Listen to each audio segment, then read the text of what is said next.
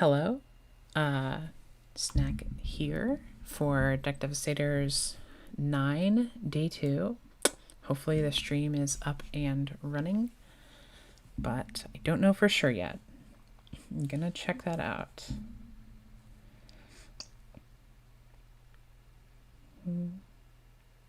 Looks like we are live, though.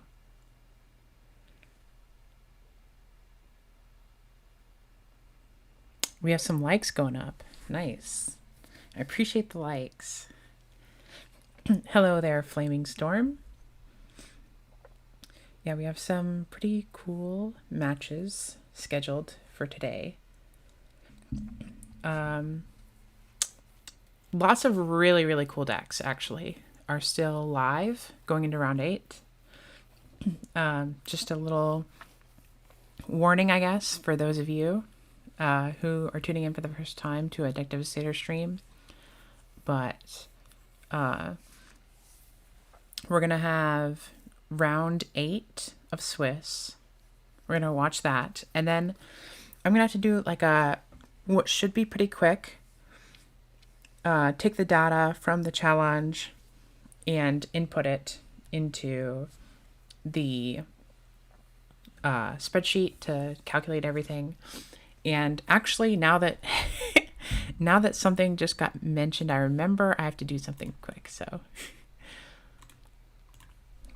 because I'm also going to have to put the players from top 16 into a single elimination top 16 bracket. So I'm going to build that right now, actually.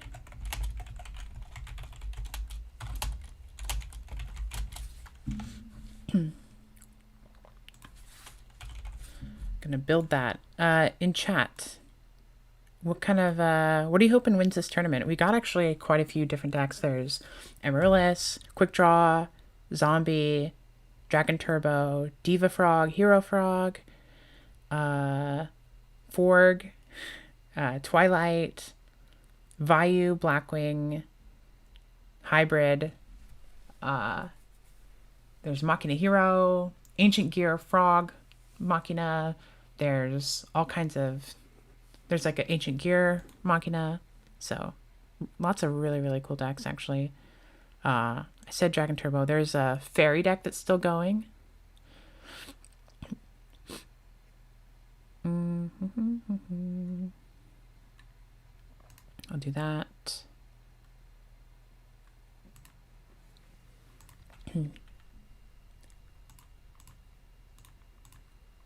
Let's see here.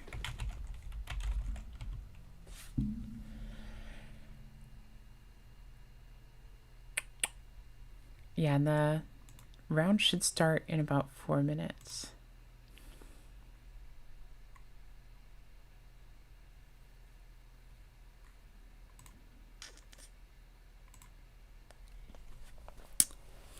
Good morning, Snack. Good. GB, yeah, thank you. We do have a Gladiator Beast deck that's doing very well as well. Diva Hero, I'm not sure if, I think we do have a Diva Hero that's still in it. Zombie gets the Halloween boost. That's a really good point, you know. I remember Keegan, a long time ago, hosted a Pumpkin of Games tournament, the first one. And there was actually an extra bonus for anybody that played zombies. And this was back when people thought zombies weren't even a good deck. Like before zombies ever saw much play in Edison, he actually incentivized people to play zombies. And Jykes actually won the entire tournament with zombies, which was a big surprise at the time. And that was kind of the beginning of zombies actually being played in Edison, which was really cool. So, and that was also I think a late October tournament, which is pretty cool.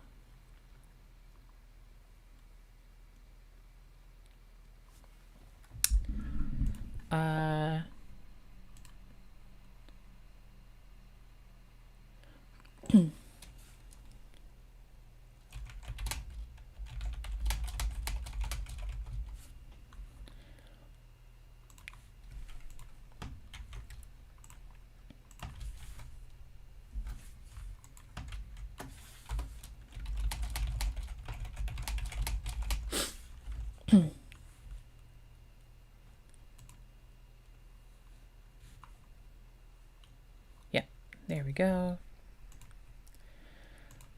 Exciting stuff going on today.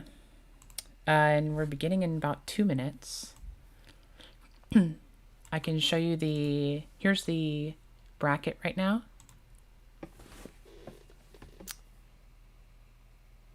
Yeah, I think there's at least 2 zombie decks that are still playing, which is cool.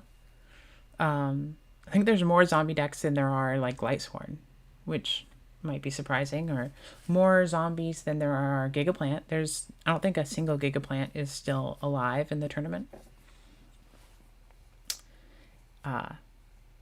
So actually here, this is the undefeated match between Quick Draw and Zombie, but I think GBO is not going to be able to make this match, so it's probably just going to be a kind of a no-show, but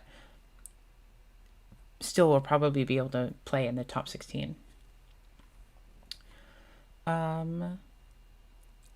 We have Hydro Pump is on Dragon Turbo, Javi's on Gladiator Beast. Really cool stuff. I think there's 2 matches I really want to watch. Cam Neal versus Ronak is a match I want to watch, and where's the other one? Dimitri. Where's Dimitri in here? Right here. Dimitri versus ZZ Mondo. This is another match I really want to watch. I think those are 2 very cool ones.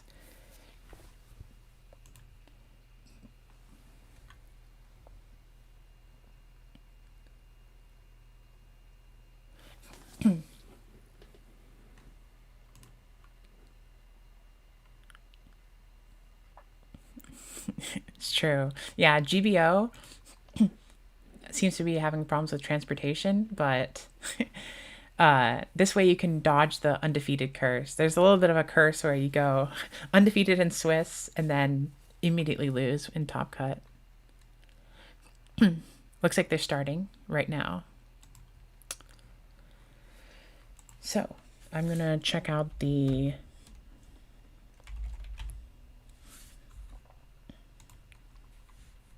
I really want to watch the Ronak match. Oh, here's this one versus Dimitri, which is another one I want to watch. But the one I want to see the most is Ronak versus... That's a good one too, actually. This is also a good match. Ronak versus Cam Neal. I guess we can watch I wish I had somebody here to help me out to pay attention to another match with me, because I really want to catch the entire Ronak match. I think they're both 6-1, Ronak versus Cam Neal, and I think the tiebreakers are going to be really tough for this tournament. There's a lot of players that are X2 that have really good tiebreakers right now. So for Ronak and Cam Neal, it could be really critical that they actually win this round.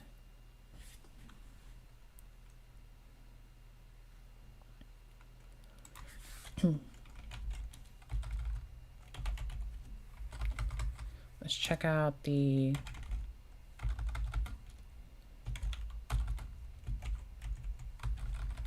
Looks like a lot of these matches have not started yet, though.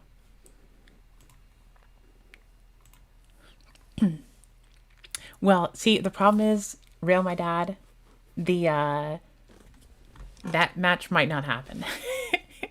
At least not in this round. It might happen later in Top Cut, but it seems like GVO is having problems with transportation, so might have to no-show this round. But it doesn't really matter because they're both undefeated currently. And also, I think it's interesting to watch a match that feels like really momentous. This upcoming Ronak match that I want to watch, hopefully it actually happens.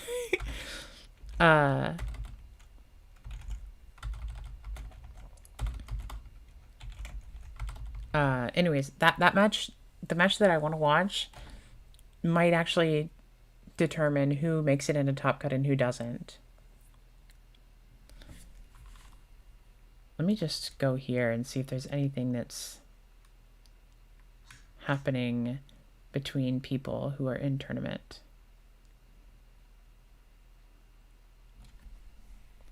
This is a tournament match, the spectral one. I think this might also be one. Oh, here we go. Look at this, guys. Would you look at this? I see some blue cards in the grave. Someone in chat, please let me know if the Ronok match gets started. I want to watch that one in full. Okay, thank you, Snorlax. Well, we got to see a few blue cards in the graveyard. We might come back to that. Thank you so much, Snorlax. Here we go. Wow. Okay. Ow. Oh my gosh. So much going on right at the beginning. I'm going to have to change this info to say round 8. But wow, so much going on at the beginning. We see set 5 from KM. We had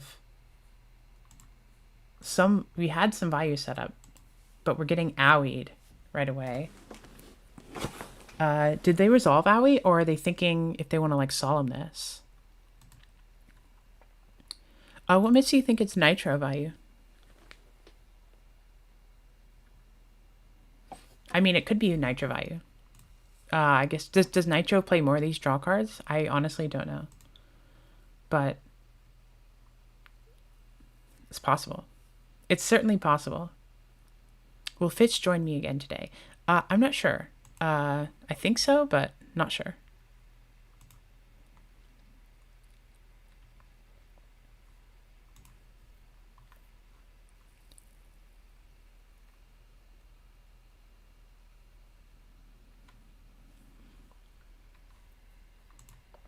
So we discarded an Arma. Now we're using Raigeki Break. Ronok's playing Diva Frogs, which are so cool. We hit an Icarus. That does suggest Nitro Vayu. Salvage on Swap and Tree? Oh, no, Salvage on Swap and Mermaid. Salvage and Raigeki Break actually have a really cool synergy. I mean, I guess that's kind of obvious, but...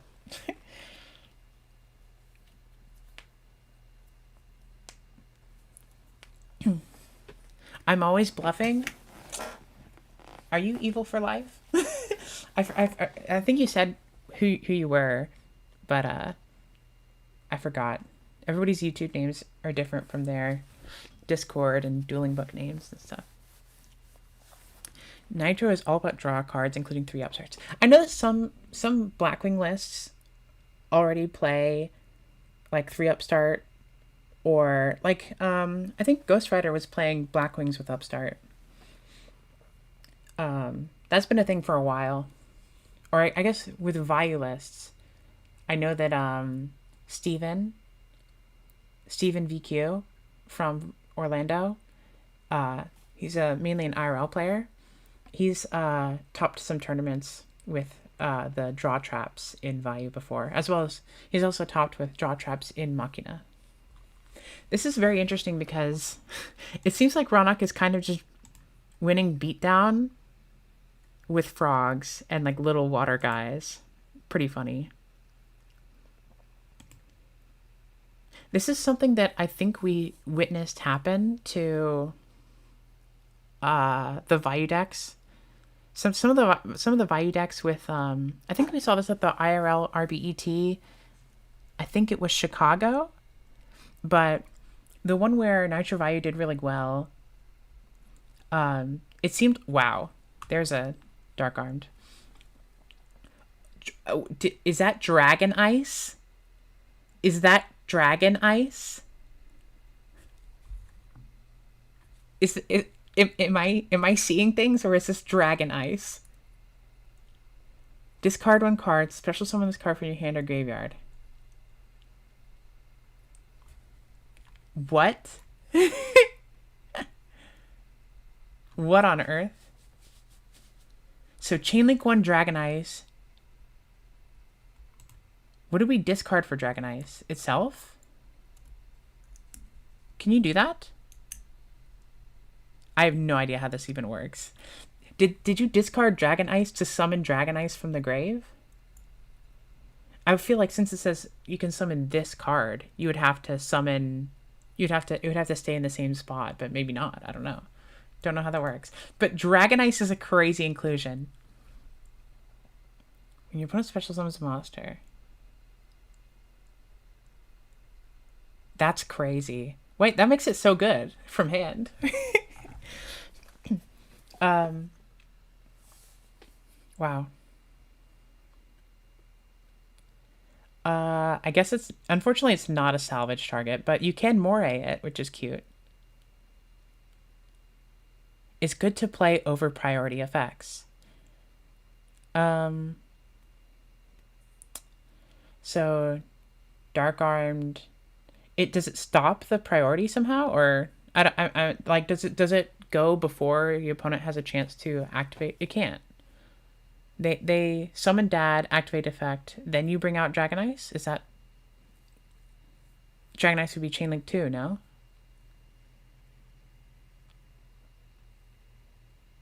It is a trigger. So you're saying it works like Black Garden?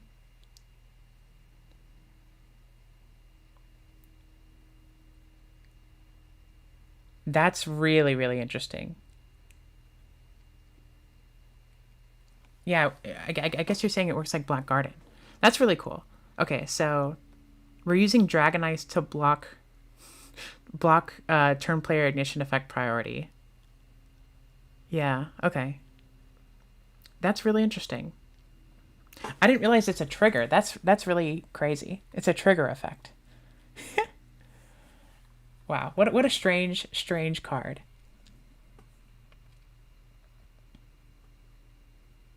I think you're okay with hitting Torrential with Caius here. Anyways, what I was saying earlier with Nitro Vayu, we've seen two Icarus. This is definitely Nitro Vayu. I feel like they can sometimes be a little bit monster light. Sometimes it feels like they have a lot of back row, but it feels kind of easy to get through their board. In a way, it feels kind of similar to the Diva Hero lists. Sometimes you're playing Diva Hero and you're like, I don't really have any like monsters to put on field. I just have like Prodigy and, you know, I don't know. Some they often just have a bunch of cards that like they don't establish a board presence, and I think the Nitro Vayu can be like that in a way. This is not game, but it will put them below Brink on range if it connects. It will not connect.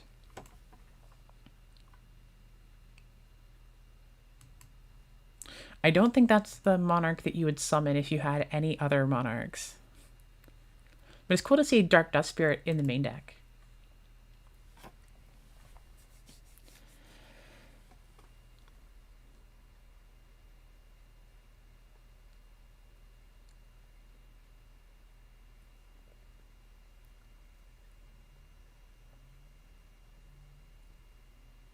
Yeah, the problem next is just that a lot of the Edison cards are worded weird because a lot of them came out before PSCT.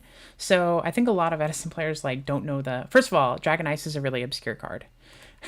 And secondly, a lot of times you can't read the card with like PSCT in mind and know that how it works because a lot of the cards don't have PSCT.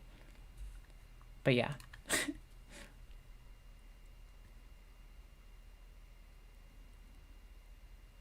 Like, yeah, I did not know Dragon Ice was a trigger effect, but that makes sense. It makes sense that if it works like Black Garden, yeah. Yeah, maybe Dragon Ice is played in formats after Edison. I've never played, like, anything after Edison. Really. I've played, like, a little bit, but not very much.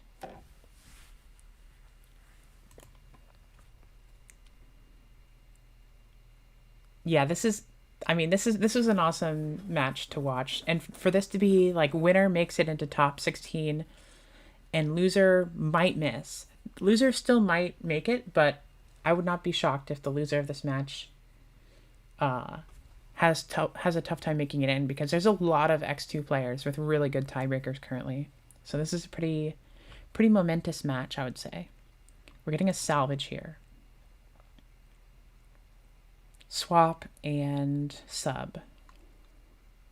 We haven't done sub combo yet, so this could be pretty big to stave off the aggression from Vayu here. And the nice thing is, with 2 Icarus gone, there's a lot less to fear with... Yes, there is a Demise deck that we saw. Oh, there's the 3rd Icarus, actually. That's huge. That's huge. I think Rog was not expecting the 3rd Icarus there. Maybe a deck dev could have been expected, but the 3rd Icarus is kind of crazy. Yeah, that we saw Dimitri is playing frogs against a Ritual Fairy deck. I think the Ritual Fairy deck is extremely slept on. I think that deck is really good, actually. I really think that people sleep on that.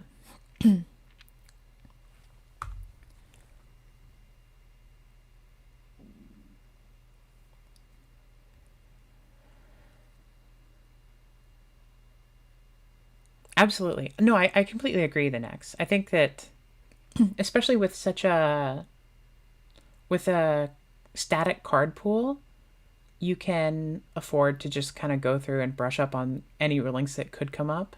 It's definitely tricky with a card like Dragon Ice because that is very obscure, but yeah, it's good to just know rulings. Absolutely. And you're definitely right. In fact, both Dimitri and Ronak, they definitely get a big bonus from having a really strong understanding of rulings and kind of building their decks with that in mind, or preempting situations that could come up and be like, I can use this card to do XYZ in this situation. So it's always good to know your rulings, for sure.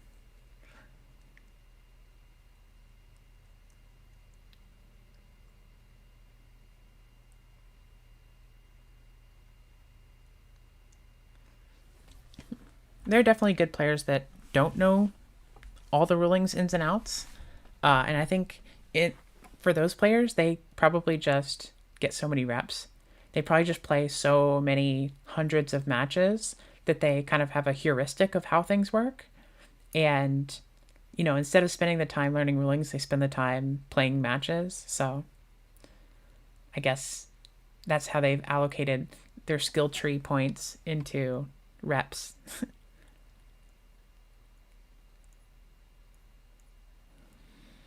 Cold Madness, are you saying that ZZ Mondo, the Ritual Fairy player, is up a game?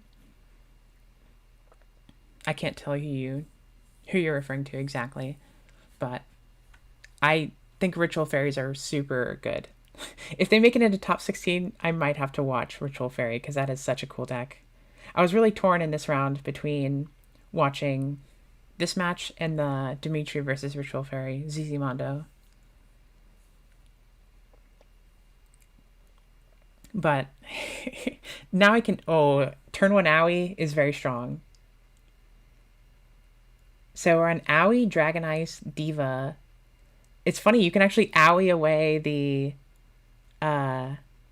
You can Owie away the Dragon Ice, too. You could set Owie with Dragon Ice in hand and, Owie them on the middle of their turn out of nowhere.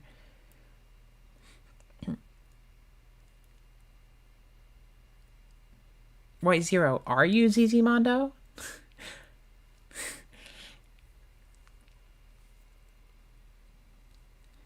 We're hitting the... That's crazy. Hit Dust Shoot out of their hand is very funny. And we have Sirocco, Vayu, MST, Prison, Arma.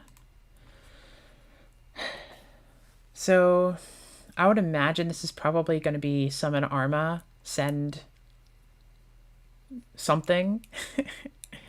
Your Vistoron. Interesting. Let me just let me go in here.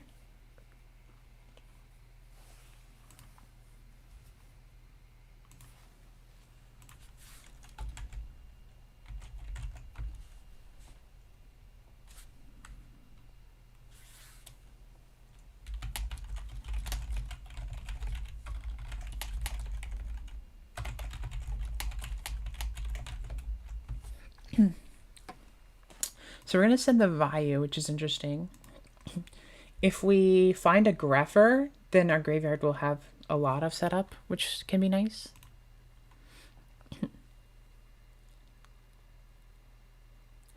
I agree, Bitterbox, but I want to try to focus on people that might get into top. Yeah, knowing that that's a D prison it was really helpful for Ronok there. I want to try and show people who have a like. This is a really high stakes match, I think,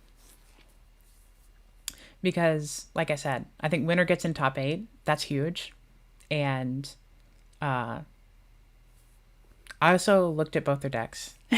I looked at both their decks ahead of time, and I thought this was a cool matchup because I saw Dragon Ice. I saw, uh, you know, I saw that Cam Neal was on Icarus and stuff. So I thought that this was a cool match between two decks that we haven't seen yet in the tournament. Really, we saw a little bit of Ronok, but not that much. I think we saw a little bit of both of them, but yeah.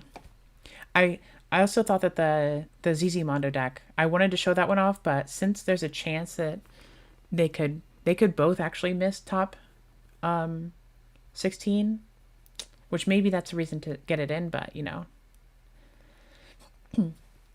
I did want to show off the Ritual Fairies, but I thought these are both really good matches, and this one has really high stakes.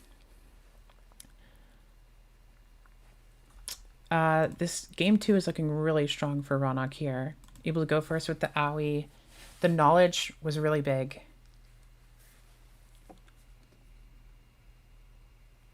Swap, Aoi, Caius. Really good opening. Yeah, it's a good point, Chess.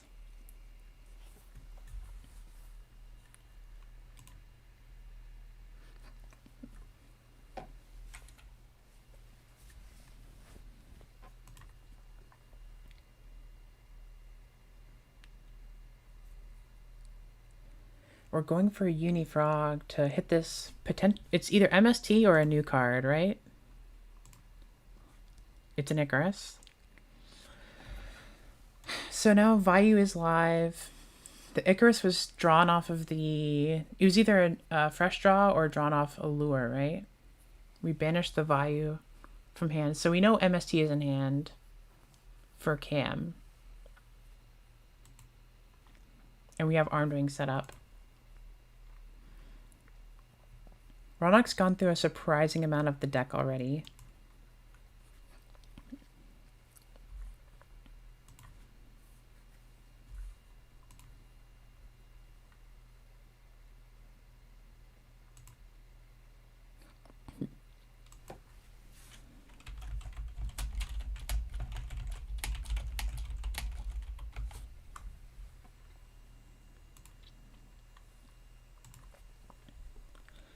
Okay, this is a lot of pressure that Ronok is facing now.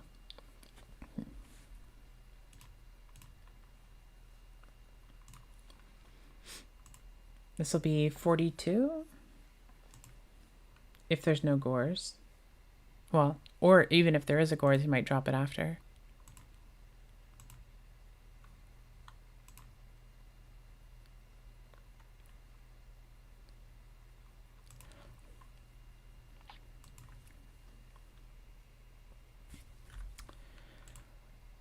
Salvage.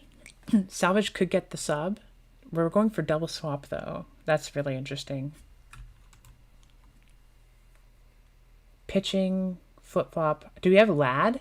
I think we saw Lad from Ronok in another match, maybe? I don't remember if Ronok is playing Lad, but a Lad would potentially be big. What are we doing? Why are we summoning so many swaps? What's going on? There is a Lad, okay. I thought there would be. So run over this, and then run over the Trooper, negate the Trooper draw. We know one of Cam's cards is MST. This is a really interesting board state.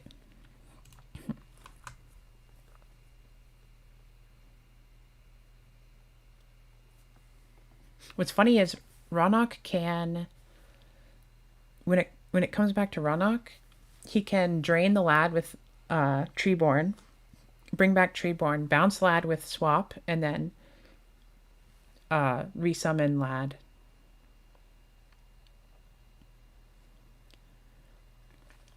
I really like this Diva Frog deck. It's interesting because I think if you just took a look at it, like if you look at the grave, it looks so vulnerable to deck dev, but Ronak has been able to dodge deck dev in this match so far.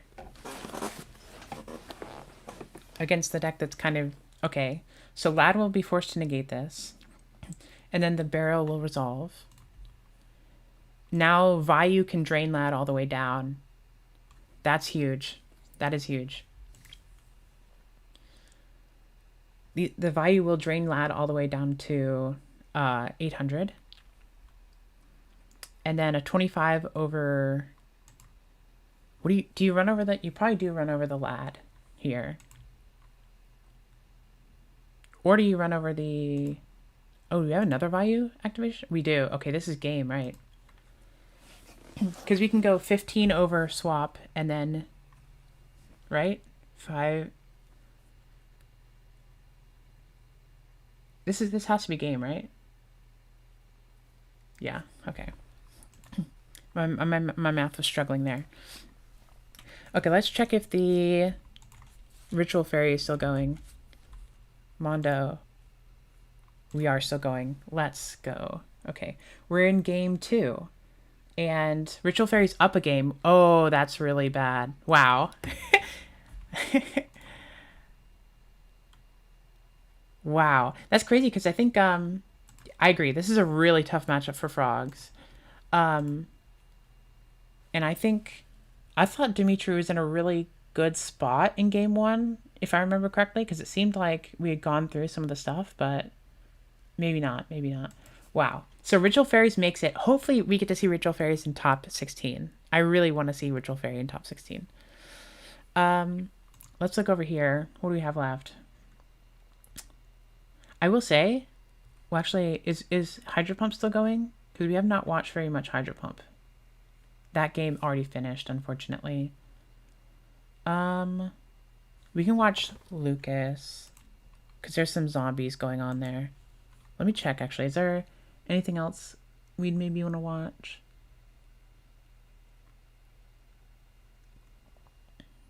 I do think JCA was playing a cool deck. I've already forgotten a little bit. Let's check out Lucas for a bit. We've watched some of Lucas before, but this is another zombie versus Machina deck. We've seen so many zombie versus Machina matchups.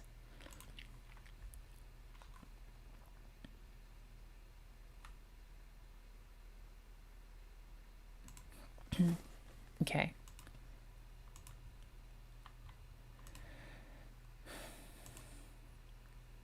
We're in game 2, and Lucas lost game 1 to the Machina. Let's see here. I'm gonna check on some things over here. MST on the back row. Chaining MST, love to see that. If you're Lucas, that's beautiful. Now, a Caius feels like it would be enormous here, though.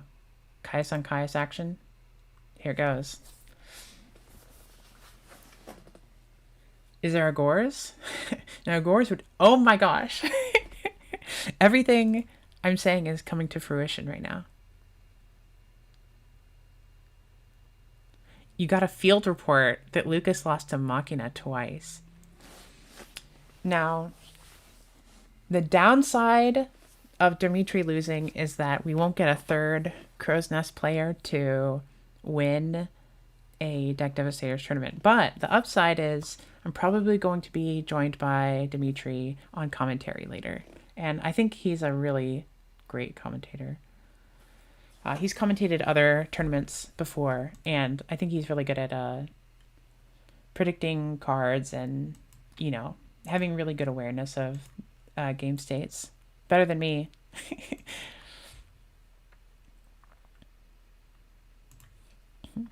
Let's see here.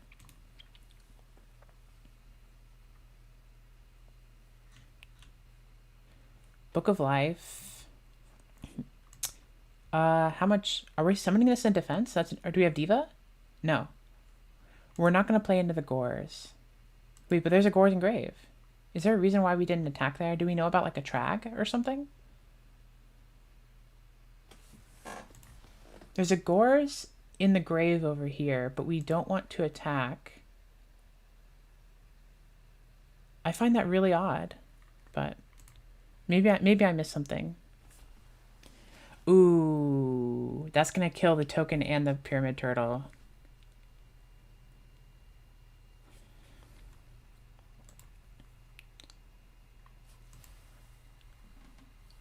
Maybe I might have missed something. Playing around. It was main 2. Okay, well that makes sense. If it was main 2, like I said, I'm like kind of looking at tournament stuff and trying to make sure that things are going correctly. Siding Dinah versus zombies is very interesting. I agree with that. Very useful gear frame here. Because the zombies do have a lot of tools to run over Fossil Dinah. Prison on that. We searched Fortress off of gear frame, correct?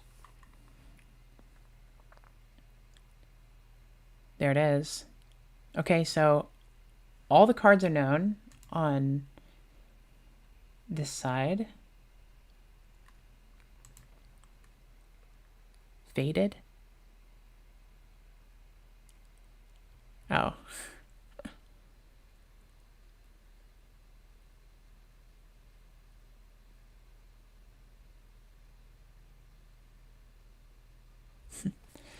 Oh, wow. Huge Cypher Dragon. You know, it's so funny because we were talking with Fitz yesterday on commentary about how in zombies, it's, especially when you're playing instant fusion, which I think Lucas is, it's so tricky to actually find room for a Fortress Dragon, but I mean, I'm sure Lucas is extremely happy that he included Fortress Dragon for this run. That's the most insane top deck. That is the most insane top deck. Oh my goodness. That is a disgusting top deck. What are you leaving? Gores? Oh, I guess you have to leave Fortress, yeah. So often you would want to leave the Gores in the grave because you're not going to get any use out of Gores in hand, but you have to leave the Fortress in grave in case you draw a Force or a Gear Frame. Yeah. Oh my gosh, if that's like Hamster plus a real back row, those are too insane. Yeah, I agree, James. I agree, James. The Avarice off the top when you're staring down lethal damage on board is pretty insane.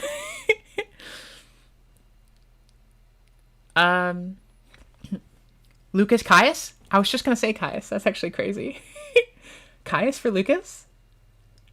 It has to be Caius. Target monster, for sure. Yes. Okay, okay. Get rewarded. Oh my gosh, and it's a dark too. Oh my gosh, that's game. Wow. Wow. Okay, that was awesome. That was an awesome game too to witness. That game was awesome. Honestly, drawing Bottomless Crow off of the Avarice was not even that good. You know, you can that's like, as someone who's played a lot of Avarice decks, like in a lot of matches over the course of my Yu-Gi-Oh playing time, seeing the Avarice in that situation will make your eyes go red, but then as the Avarice player you draw like 2 cards that like can't even be used really, and you're like, well.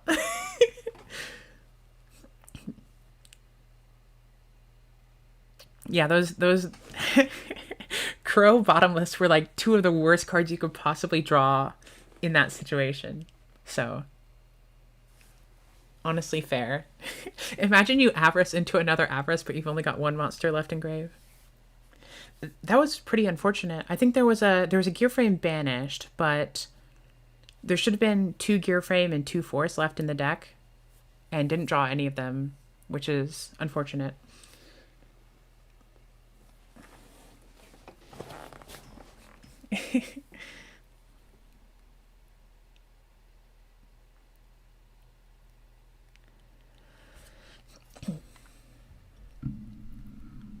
Set 1 back row pass.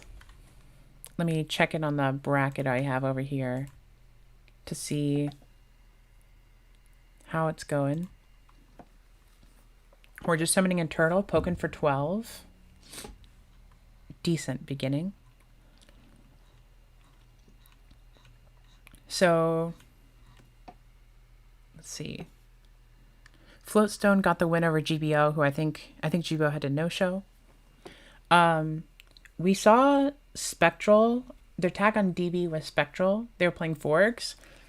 That player's Buchholz rating was through the roof. They've played an absolute gauntlet in this tournament. A lot of really good players. So I think that since they're 6-1, they're probably guaranteed to make it, whether they win or lose, but they're still going in round 8. Javi won with Gladiator Beasts, so I think Glads have made it into top 16. I also think that Scoop Phase is into top 16. Not sure, not absolutely sure, just a total guess. But I think Scoop Phase was 6-1 and 1.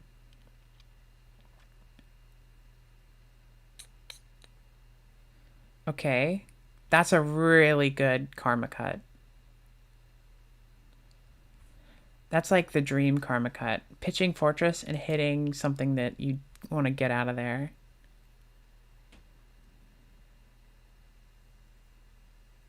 I think looks like the Machina Frog list is now X3, unfortunately. That was the Ancient Gear Machina Frog was such a cool deck.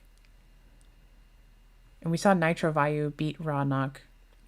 There's a chance Rawnock still makes top 16. That's a nice scores to be dropping. I mean, this is actually a really nice hand when you have Karma Cut, Fortress Force. That's a really good opening hand, I think.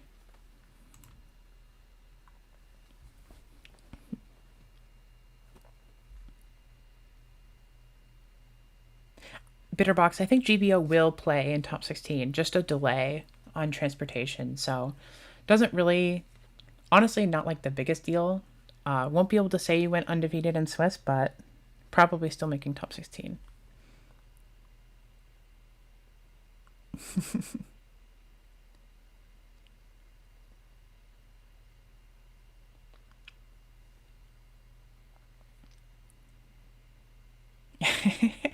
Seems like we have a lot of Gladiator Beast haters. That's a pretty big prison. That's a pretty big prison, actually. Always like to see the fortress get banished. Lucas, I think, is on Instant Fusion Diva Zombie. That's my understanding. I did look at everybody's deck list, but I forgot most of them. I looked at okay, here's a second fortress. Another prison. Wow. If you can get all the fortresses out of rotation, the Machina deck gets extremely like neutered, not scary anymore. I don't know the word for it, but yeah. I agree, James. Yeah. full stomach, train on time GBO is unstoppable.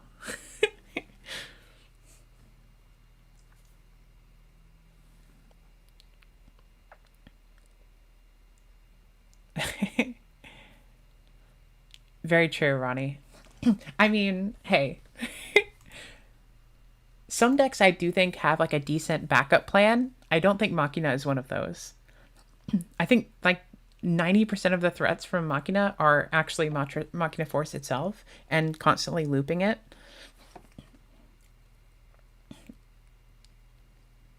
For example, I think Amaryllis is a deck that sort of tries to loop Titanial over and over and over again. But it does kind of have the backup plan of I'm going to burn you to death with Amaryllis. Whereas I think Machina, once you get rid of the fortresses, I think their game plan is like Gearframe Beatdown or hope to have a Caius. Yeah. I agree. But sometimes that works, but I just, especially against the zombie deck, I think the zombie deck is not... Wow, a knock. A knock on Crow is funny. That is kind of a sign of weakness. if you're setting Crow, I would think. I would think that means that uh, they're scared of getting killed. Why are we setting Crow? That's an extremely strange thing to do, right? I mean, if we have an actual flip monster and we set Crow to bait out Knock, then you deserve to win. Right? But yeah, that's a good call. I can imagine there's an Avarice somewhere in these 7 cards. Yeah. Lucas will have to put a card on the field or in the grave this turn. That's a good point, James. I think that's a good read. Very likely that there was a trying to set up for a Kai's play. I hope the Crow can survive. Yeah. Okay, we're picking off anything that could deal with our actual plays. We have not seen a prison yet, but something that Lucas has to worry about here is a potential... Oh, wait, Diva, no effect. The other Diva is probably in hand. That's not good for Lucas, but you have to worry about a compulse here from the Machina player. Because I think we saw in earlier rounds, at least one of the Machina players was playing like 3 compulse.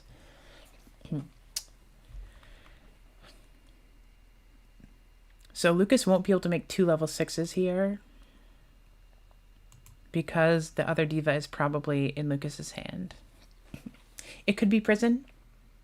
It's a compulse. Yeah.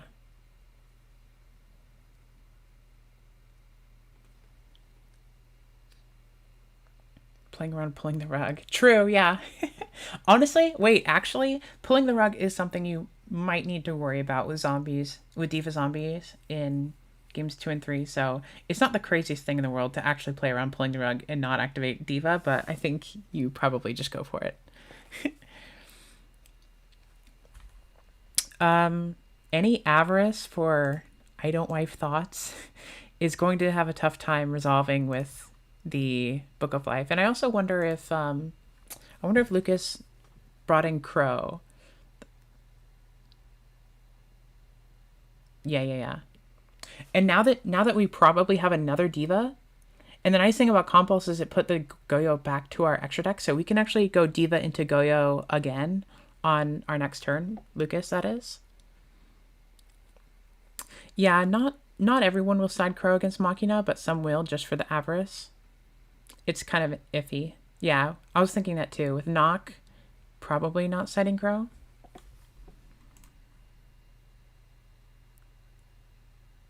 But it's possible.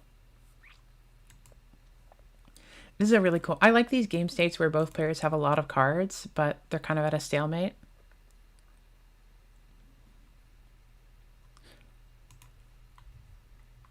Yeah, in an ideal world, you can use Knock to keep them off of Avarice forever, but if you draw Knock late, it doesn't help as much, whereas the Crow would.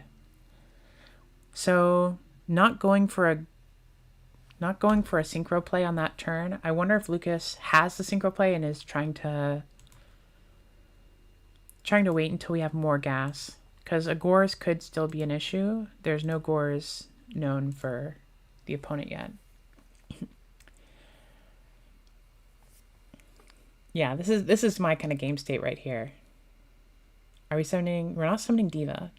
So we're just going to try and watch this mill. Is there anything good to mill? Mill the third fortress? Mill Avarice? Okay. Honestly, I think there are better cards to mill for Lucas there, because that Avarice would have been a dead card in hand, probably. But the information is nice.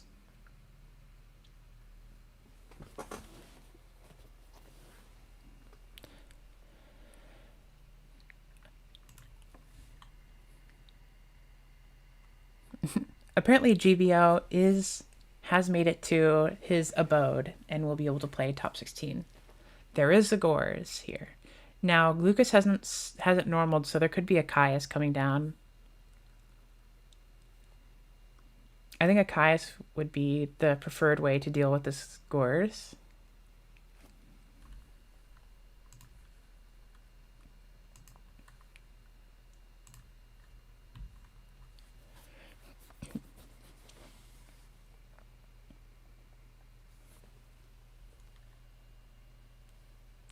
There it is.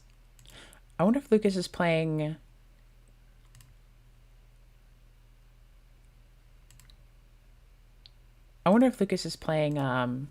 Triple Caius. I think some zombie lists were even playing Triple Caius and a Ryza in the instant fusion build because you just have more like constant bodies to tribute, and Caius is like the best thing you can do in all of Edison. Yeah, probably going to get Caius on the crackback unless there's a rug or solemn, something to that effect.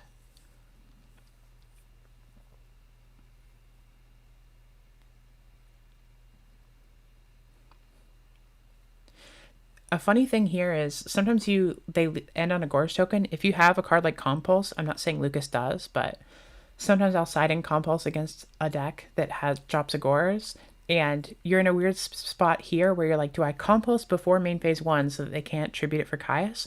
Or do I hold the Compulse and hope that they commit something other than Caius into the board before I flip a Compulse?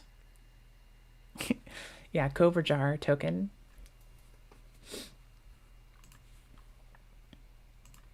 You have to think that there's a Caius, right? There it is. Now I think if there's no back row for the opponent, Lucas probably has the Mizuki Revive Goblin Summon Diva make Goyo play, but there is a back row that could potentially stop that. Forcing the opponent to heavy the one bottomless is pretty solid though. I think that was a good play to heavy there because it seemed like with setting Crow earlier, we were kind of desperate to get this Caius out of our hand. So probably had to heavy there to make sure that the play actually goes through. Lucas has Plague in hand. Yeah, okay, so we could... Okay, this is interesting. Are we going for Black Rose here? No, we're going for another Caius. Wow. How many Caius has Lucas summoned in this round? I feel like we've seen a lot from him already. We're hitting the back row. Now we can go for a Goyo play, maybe? No, we've already normaled. What are we going for? Surely we're not just crashing. Do you have instant... What do we... Oh, there's a crow. The second crow.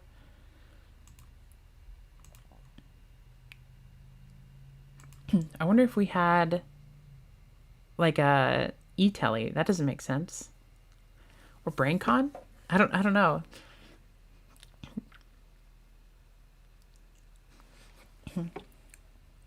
It feels like there had to be something coming after this Goblin Zombie summon, right? Oh, Minecon would have been game. Yeah. That's a good call. The Minecon might have been what it was. And it was good sequencing from Lucas to not Minecon before using Mizuki so that the Crow didn't become a blowout. That's a good call, everybody. Yeah. We don't have a fortress though. Unless there's a fortress in hand or a machine in hand. A machine in hand would actually be insane right now. There is no machine. Wow. If there had been a machine in hand, that would have been game because Gorz is in grave. Unless there's a track. But yeah, any machine in hand would have won the game there.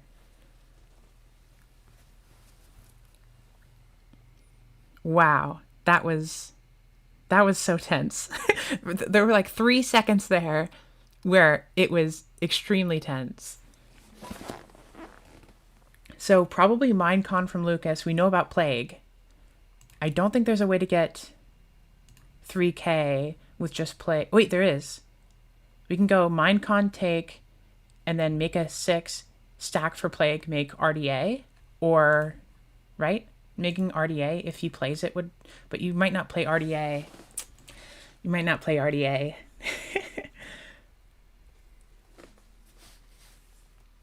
I don't think Lucas has room for Red Dragon Archfiend here.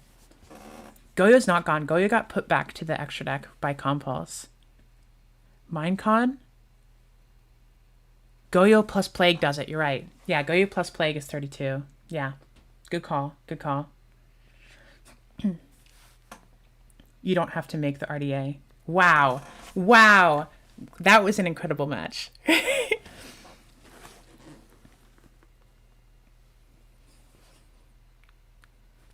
I didn't have lethal. You did have lethal. Well, Lucas might have found it. Because Goyo plus Plague is 32. No. Well, whatever. Yeah. I Nerd versus... I'll check that out, yeah. Is that the only one going on chess? Or are there more? 8-minute time extension. Gotcha. Okay, I'm going to go to the restroom real quick. And I'll be back hopefully before this ends so that I can plug stuff in.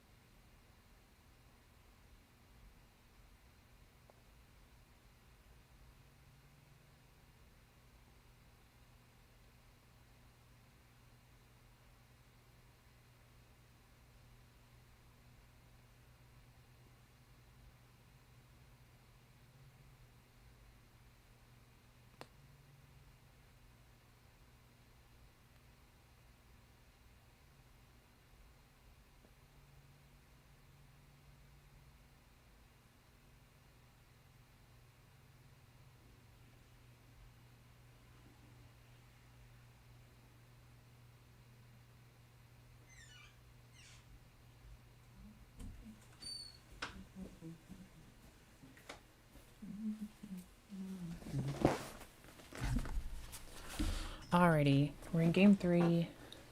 Looking like Fraser's going to win this one.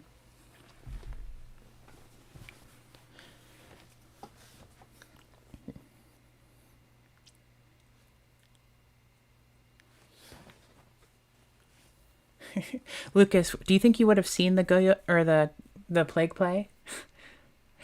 To be fair, like, I think when somebody leaves early, sometimes you're like, you would have found it eventually, but you're just like, oh, okay. Because sometimes sometimes you're so worried. I'm like, okay, what if they have this? What if they have this? And you're not actually like calculating. Yeah, maybe not, but.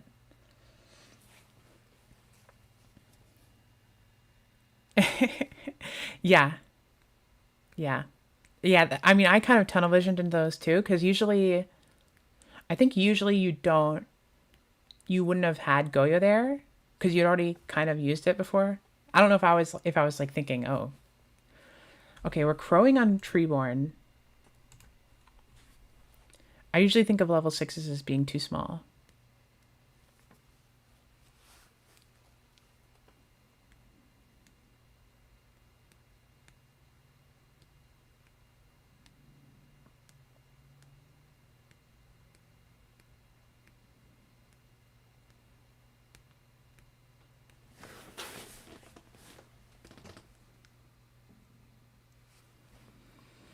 All right, so this is a frog mirror, hero frog mirror.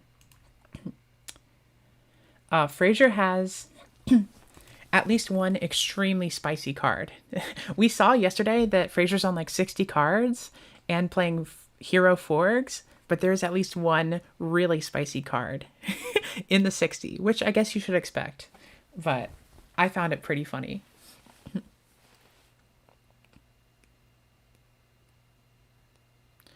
Caius hits the Ab-Zero. We still have a hero in grave for Fraser. I'll save the card if I don't think I try not to reveal information unless it gets revealed in a match that's on stream, actually. But if Fraser wants to tell you, this is game. Yeah. If Fraser wants to tell you after this tournament, or if Fraser makes it into top 16 and we see, oh my God, look at that. If Fraser makes it into top 16, we might spectate and watch it. Yeah. Top 16, I would also eventually get released. If Fraser makes top 16, then we'll eventually know. But in case somebody wants to bring the same list to a different tournament, I don't want to reveal any of their spice. Okay. Is Ghost Rider game still going on? If not, then I need to start doing stuff. Doesn't look like Ghost Rider's still going on. Let's go here. Prepare yourselves, chat, because I'm about to do some calculations. Might take a while.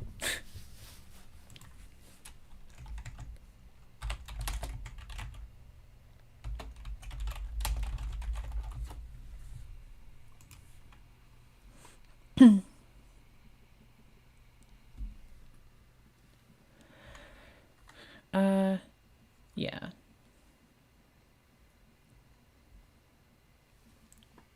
I have to figure out if they're still playing. Once this match concludes, I can start inputting data.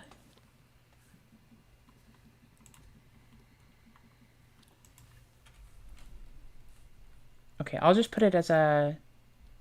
If they didn't say anything, then I'm going to...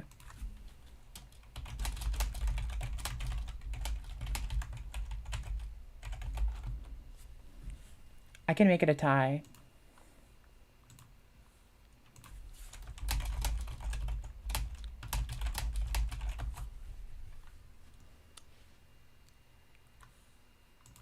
Okay, looks like it got manualed. Okay.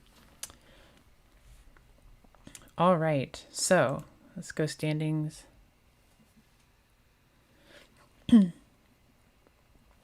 Time to do some calcs, everybody. Are you ready for some calcs?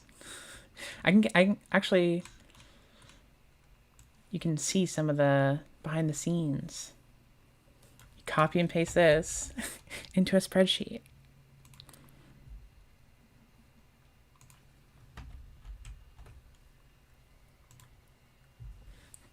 And then we go to the bracket, and we have to go to the printer-friendly version.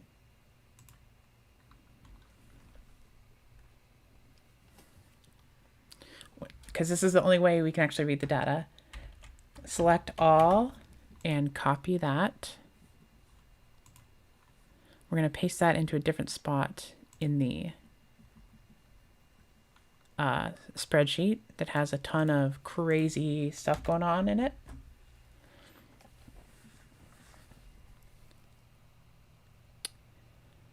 And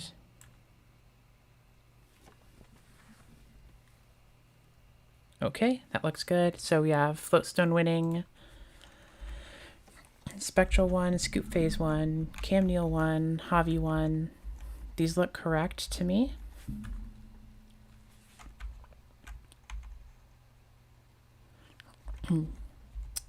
That's a weird one, yeah. Lucas, this has Lucas as winning, which did happen, yes. Okay, this looks correct to me. I try to make sure that everything is super correct because don't want to keep somebody away from a top that they deserve.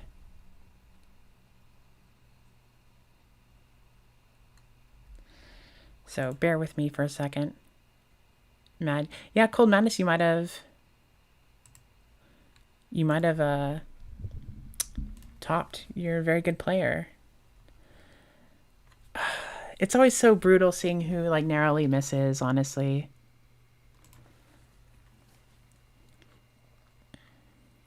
I'm gonna take somebody's and just triple check that the numbers are correct for them. So I'll do this person.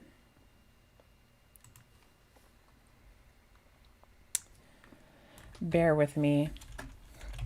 I like to manually check to make sure that my spreadsheet is actually doing what it's supposed to. So if you count with me, we have 6 plus 9 is 15, plus 3 is 18, plus 6 is 24, plus 9 is 33, plus 21 is 54, plus 12 is 66, plus 15 is 81, which is the correct number we were looking for. So that appears to be working correctly. I think everything is correct. So with that, I will... Wait, is that right? No, this is the right one. I'm like, what?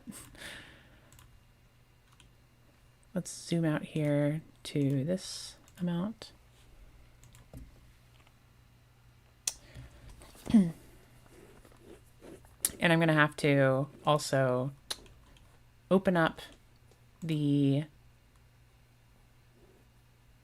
other challenge that I made for the top 16 bracket. So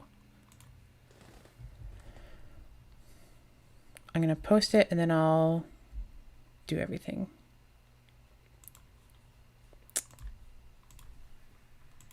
Unfortunately, it looks like Fraser narrowly missed the top 16. I know Fraser has a lot of fans, like to enjoy matches.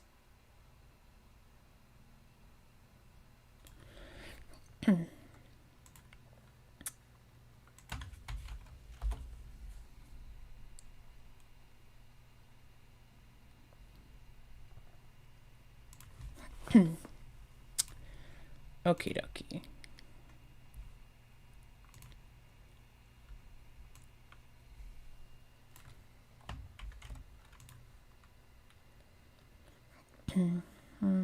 Participants.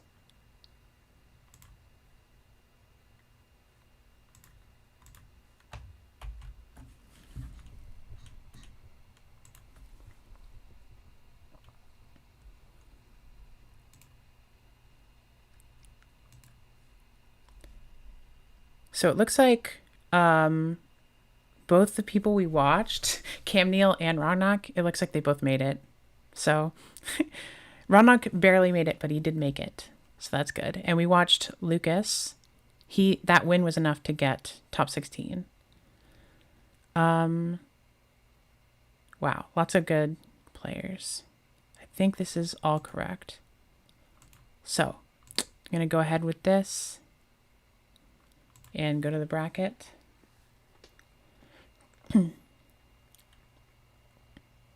And I think we're good.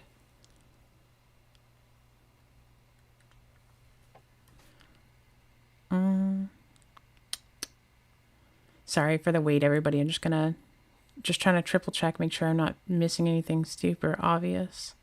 Okay.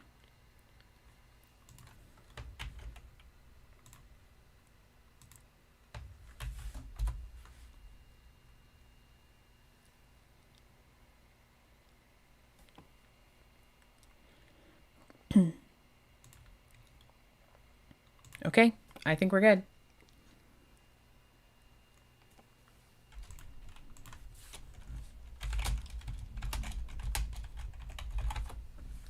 Okay. All right, everybody. Time to open up the top 16 bracket on the stream so you can see. Here we go. So we have everyone on stream. Feel free to vote. Yeah. I'm going to show the full standings eventually. I'll do that right now, but I just wanted to get the actual bracket going so that people could start playing before I do all that, but I will show full bracket, don't worry. Or the full standings.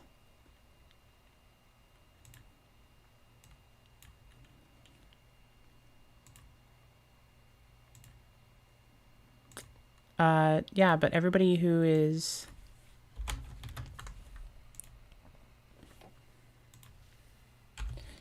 Everybody in chat, let me know which match of these you want to watch. I think we miss. I kind of want to watch GBO because quick draws, it seems fun.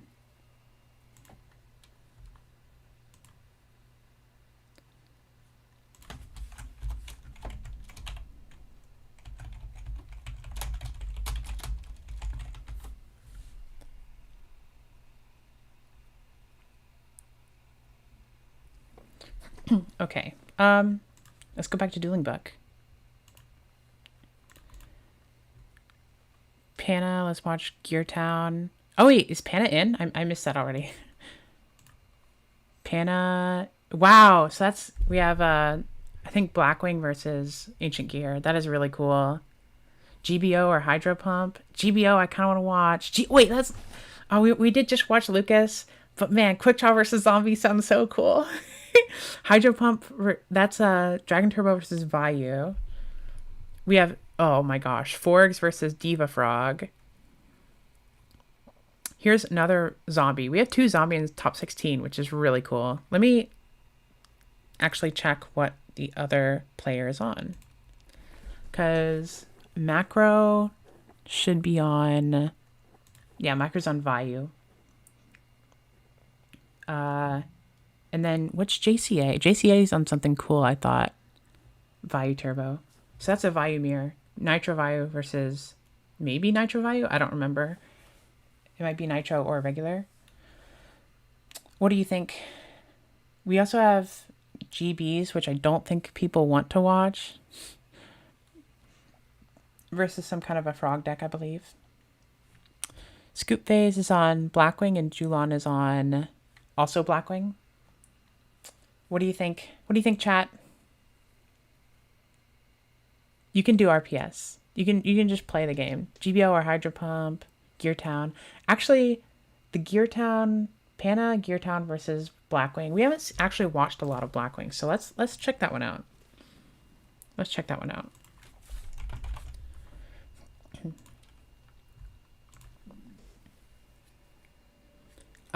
And right when we come in, there's lots of damage being dealt. This is cool. I think both, okay. See, this is the nice thing when you pitch Fortress for Fortress, you're able to actually still get one engrave, which is a huge deal.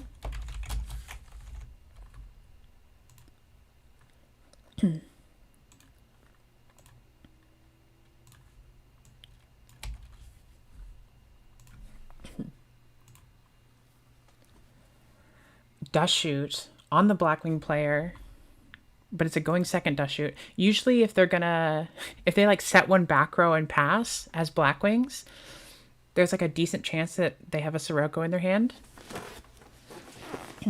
Stinks to lose the info, lose a little bit of the info with the allure immediately after the dust shoot, but you have to slam, I think you have to slam the dust shoot there for the Sirocco specifically.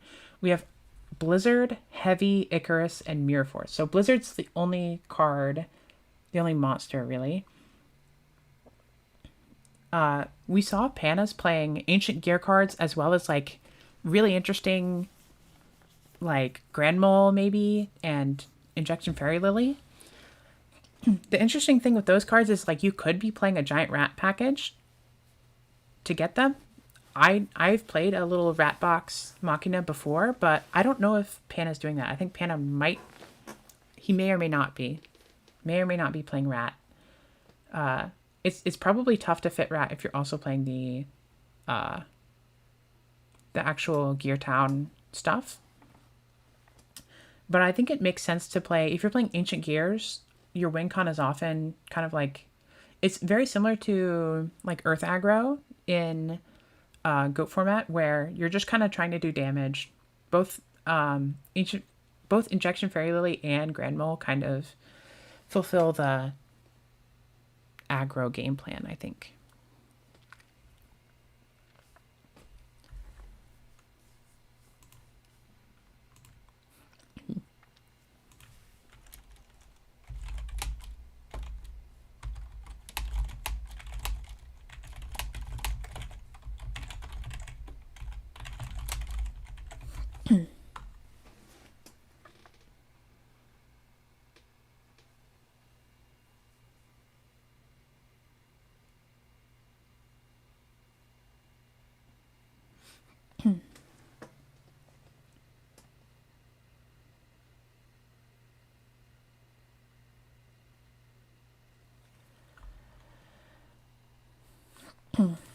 Okie dokie.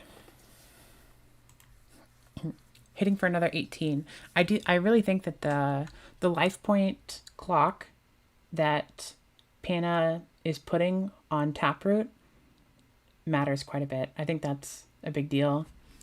And the gear frame being big enough to deal with the Bora is really annoying. We're probably thinking this is either Mirror or Icarus, and either way, the gear frame trades incredibly well into it. Like, either you can't activate the Icarus. Oh, wow, drew the Kalut. So we drew Kalut and Bora off of our draw for turn plus Allure. Because the Allure banished the Vayu.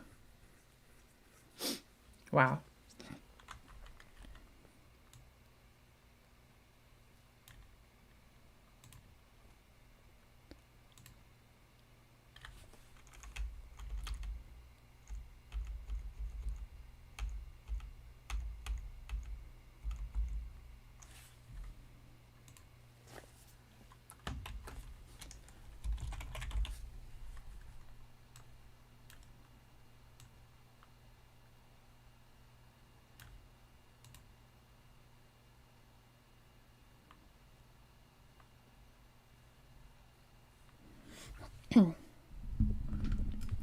Gear Town. Summoning probably a Gadgetron here.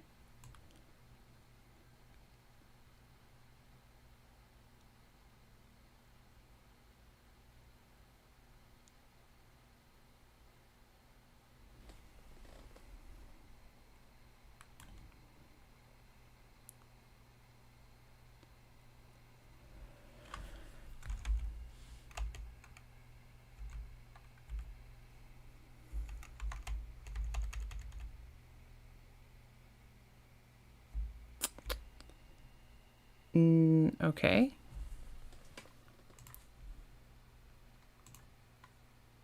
That's pretty crazy. We just had another. This is a lot of... What? Okay, are we summoning something else? What is getting summoned here?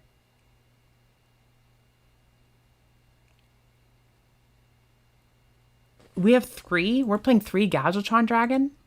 I guess with Machina you can kind of justify that. That's insane to me.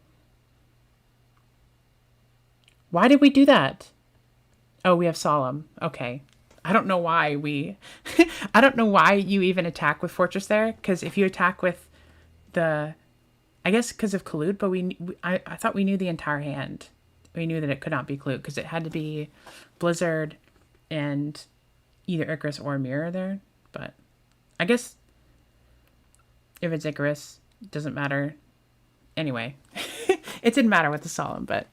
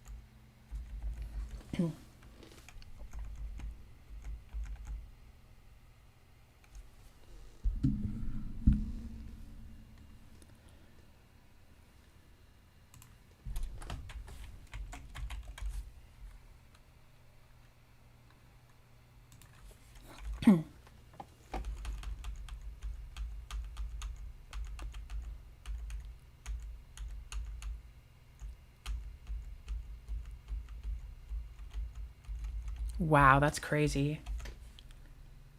That's crazy. Sorry, I was checking something for the I was like triple checking something for the Top 16. Oh no. Oh my god. Oh my god. Did you guys just see that? Panna's in top 8. Panna just got an invite to RBET Rulers. Jet 2 holiday, indeed. That is disgusting. Honestly, if I was Taproot, I'd be so... I'd be kind of seething right now, I'm not gonna lie. That is ridiculous. Oh my god. Let's check out the GBO match. I'm sure that's still going on. Because Quickdraw does not play games that fast. Okay, so... Wow, this is a really, really low board state here. Oh my god.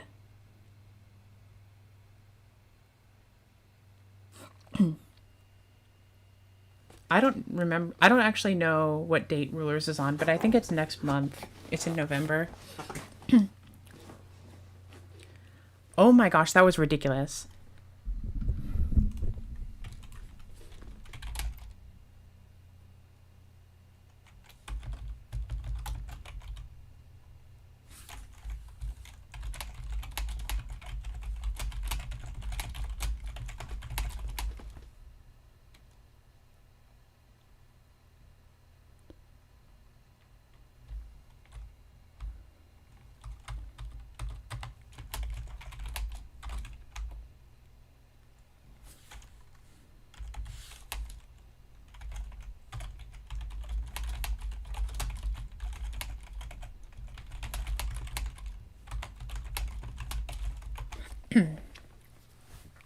Okay. Wow. Wow. Okay, Black Rose changed to no effect. Okay, but we're doing the other effect. This will kill it. Okay, yeah, you have to do this one because this one will pop itself. So you have to flip up the other one. Lucas chooses to concede rather than reveal what card that is.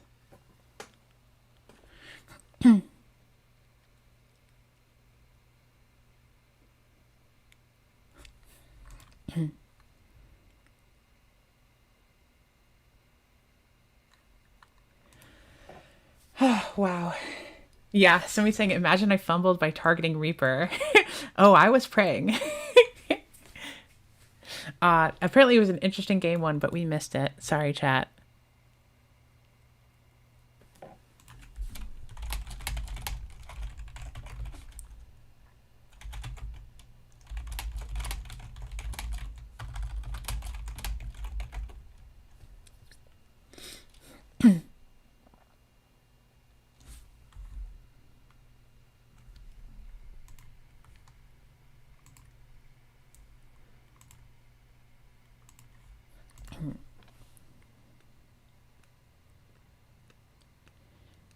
Yeah, the Panna, the limiter removal is pretty big. Yeah, I think when you're playing Gear Town, like especially with the way Panna's build of Machina with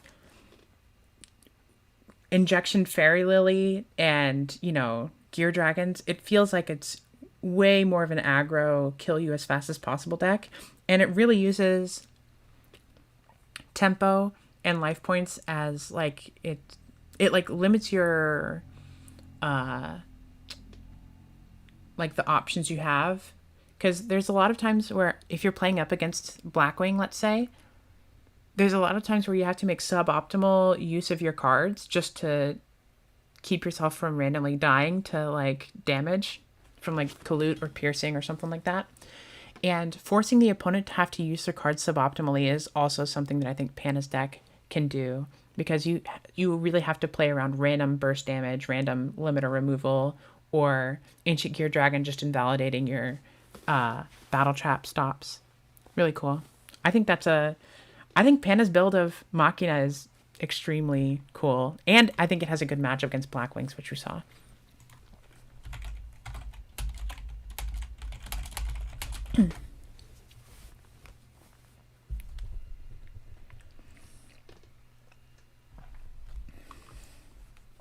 So,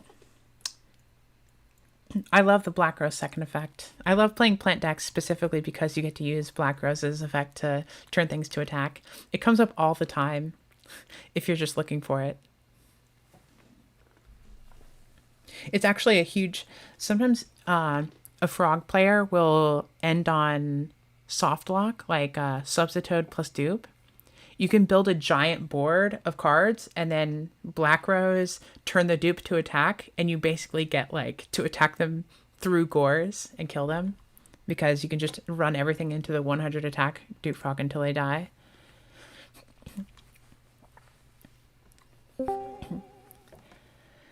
Okay, so now, Lucas starting off, or yeah, Lucas is starting off with Fossil Dyna and Dust Shoot.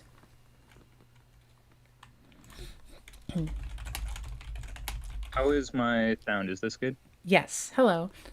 Chat, Hello. say hello to Dimitri, the Ribbit Rulers champion. How's it going? And we're watching people try to get their invites to Ribbit Rulers in 2025. Yeah. I unfortunately missed mine. Really close, I think, right? Tragic. Because you, Yeah, I ended up 5-3. If I won the last round, I'm pretty sure I was guaranteed in. I think so Um, too. I mean, at this point, Lucas has to use these crazy abbreviations: scapegoat, future fusion, brain control, Kai'Sa Shadowmark, quick draw synchron is a funny one. Q synchro, and S judgem. Okay, so love me some S Judge 'em. we're seeing GBO make use of the hero cards here to get the quick draw online, which is pretty cool. Brain, Fossil Dyna, normal summon, quick draw, future fusion for the Dandy engrave is a really cool way of dealing with that. Yeah. I do kind of like how Quick Draw gets tribute summoned a fair amount. It's very Yes. funny. Yeah. It makes the. Because I remember, I think Jeff Jones's quick draw list wasn't even playing brain control. A lot of the early quick draw lists didn't play brain control. Really? I think so. What? But he was on Lad. Maybe his was, but I know that a lot of early quick draw lists were cutting brain control. No brain control in a Lad list is wild. That would be wild. That's I don't. You're gonna have to look that up. Maybe I'm yeah. slandering the I could goat, Jeff see Jones, but like I could see like a house gear style list where you're on yeah, the volcanic stuff, and you're not really on tribute summons as much. You're going like triple hamster, triple Raikou, yeah. just walling forever. I could see that kind of list not playing brain control. But it's But I good I point. think I remember lists that were playing like two quick draw, two Caius, and no brain. I think it's borderline there. Yeah. I think brain's worth it, but you do start to hit that edge. Okay. Yeah. Apparently Jeff Jones was on brain. I'm sorry. I'm sorry, Jeff Jones. Please forgive me. I agree that Lad makes sense. You like the Lad list probably was playing brain. He was also playing Night Assailant, which is Yeah. cool. We do a little And misinformation, just share. Titanium was another big tribute summon one there. I got you, Chess. I'll address that.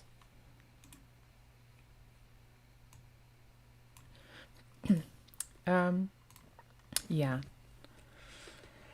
Jilla's an annoying card. What's going on here? We're thinking of Prio. Oh, okay, gotcha.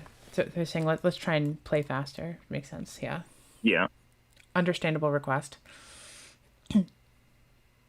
Pitching the scapegoat. Do we know this back row? It's just S Judgem. Why I isn't believe Cryo to have attack? it doesn't really do anything. The Prio to have attack does not help you dodge bottomless or anything, but It might make the opponent think you can dodge bottomless. yeah, it's Maybe probably that's why. good point. Good point. The mind game? I mean, a lot of times it doesn't hurt if you're just going to banish it immediately anyway, right? Yeah. It doesn't hurt. Yeah, apparently Jeff Jones did not play Dust Shoot though.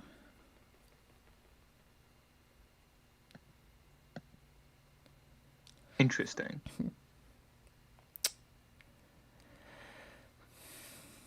Chess, let me know about that audio. If things have been corrected. So how are zombies supposed to get through infinite dandy token? It's a good question. Okay, Caius probably targeting the future fusion, I would bet. Could be the set monster. I mean, if he has a real play, it might be the back row. Wow, that's terrifying. Wow. He knew it was the judgment, but still, Mm-hmm. you're getting Gaia'd here. Do you get to order this? You do get to order it, and it can matter. Uh, GBO's choice. because I would want to do the drill second, right? Or because it would force a torrential have to come. Like you want the torrent. Yeah, exactly. I think you would want to do the drill second to dodge the torrential. Yeah. Yeah, I think that was. Lucas with the I don't know if it matters in the exact situation where it does matter. Yeah. I'm not sure if he knew that he wasn't able to torrential on The drill drill. summon. Yeah, Yeah. because it I think it definitely might just be mattered a lack there. of knowledge It there. definitely mattered. Yeah.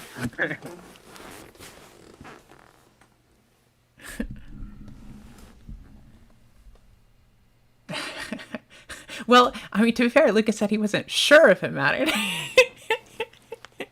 It's possible the opponent had a my body's a shield, in which case you could argue it didn't matter. Okay, what are we going for here? Stardust, probably. Yeah, it's got to be Stardust, And right? then you could make Nitro, but I think you probably just make another. Would you make another drill or turbo or You what? don't even discard for the drill, right? Yeah. Would you make So a it could turbo? just be done. Against zombies, It would help. It would. what does Uh, Turbo insulate you from? no, Nothing, right? not a lot. If they make a Goyo and they don't attack Turbo, you can attack their Goyo. Turbo makes you weaker to brain control because it kills two. Try it. Right. Well, It yeah, could still be Turbo though, because if the game plan to outing these is like double Monarch, I could totally see it. we're going for the drill Interesting. Goes for the drill, probably on the into a prison. assumption that Well, interesting. he won't have the drill die this turn, and Is then he it? can start drill looping next turn. It's interesting because both drill and Stardust were kind of prison threats there. So Hmm. maybe the drill was just a bait to force the prison. Saying you don't play Gores to a zombie deck is wild. Yeah, that is I pretty don't think I've crazy. ever seen a zombie deck without Gores. More like you did not draw it. Yeah, yeah, which Fuck is it. valid. Yeah, It comes up. it comes up that they don't draw the one of every once in a while. More hands would prison the Stardust, right? Maybe not. Maybe not. It was probably an attack order mistake then, though. Swing with the Stardust first. If the drill is the better one to be protecting from deprison. Huh. So GPO is actually looking That- like in pretty good position to advance to top 8 here. Is There's this the game second third? prison. That's a huge prison. This is game 2, but right? Game 2 GBS up. Yeah. I Yeah. know GBO won game 1, but I think this is game 2. Even through that torrential, seems to be doing pretty well. Yeah. Nothing to pitch to bring back the turtle. I could definitely see that mattering. Yeah. Might just Another want the cards in degree. hand more These than the turtle. the quick draw deck is just going crazy right now. Probably another Stardust. Yeah. There is a world where I think you're supposed to go RDA here so that Lucas can't like wall with a turtle. But I probably think with the depends on your tokens, hand. I think you'd rather keep the tokens for Caius Yeah. or Lone Fire, right? Yeah, potentially. Do we know if GGBO is on Lone Fire? Yeah, we saw Lone Fire in another match. Okay. So I think with Caius and Lunefire in your deck, you'd rather keep the tokens. Plus, they're just nice to wall with. And quick draws too. There might be another quick draw to draw.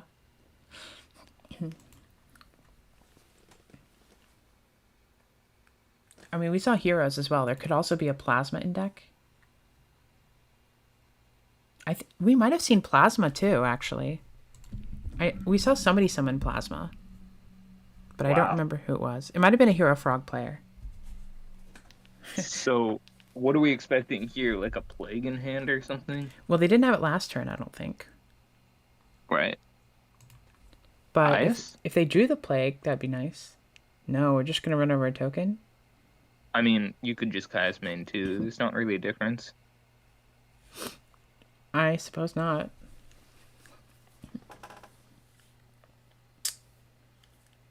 Yeah. Lucas really appears to have his back against the wall here. It would be cool to see either of these decks make top 8, I think, because both zombies and quick draw are based. Yeah. True. I assume GDBO's on Avarice's, which means Yeah. that his like inevitability is so much better here Yes. Yeah. on top of just the favorable position. Lucas probably would need to find some kind of weird kill shot at this point, right?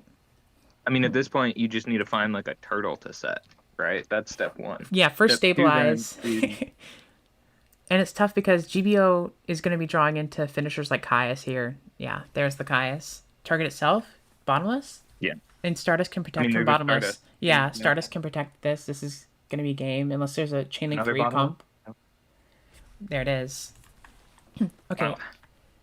Are any of these still going? We can check out... I want to check out one more. We can check out... Oh, Ronok, that one's going to go on forever. I kind of want to... I guess I'll check out the Scoop Phase match. We haven't... I don't know if we've seen them much this entire tournament. Fiddle's top 16? Yeah, we're still in top 16. Are you on Dueling Book or are you on... are you watching this stream? I'm watching on Dueling Book. Gotcha. Okay, here we have Blackwings versus Vayu. Yeah. This Vayu deck... Well, maybe it's Vayu. Maybe it's Blackwing, actually. It might be a Blackwing mirror, actually. This is game.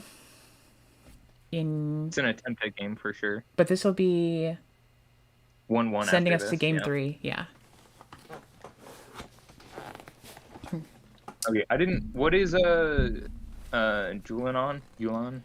Looks like they're both on Blackwing, but Julian appears to be... I thought I saw like a Card Trooper or Armageddon or something. So maybe a hybrid. Okay. Did you see like Whirlwind or Shura or something that makes it Blackwing and not Bayou? Well, I saw Blizzard and Okay. another Blackwing card like Shura. Interesting. And I think an Icarus. So Blackwing versus hybrid Blackwing.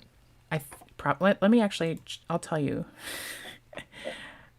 This matchup generally favors pure Blackwing. That's one of the only reasons why I don't love hybrid Blackwing, as just solely superior to regular Blackwing. Yeah, I think Julian is on Is- hybrid and Scoop Phase is on pure.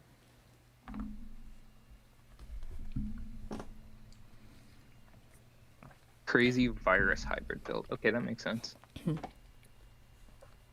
Oh, somebody in chat giving us information. Crazy Yeah. virus hybrid build. That's cool.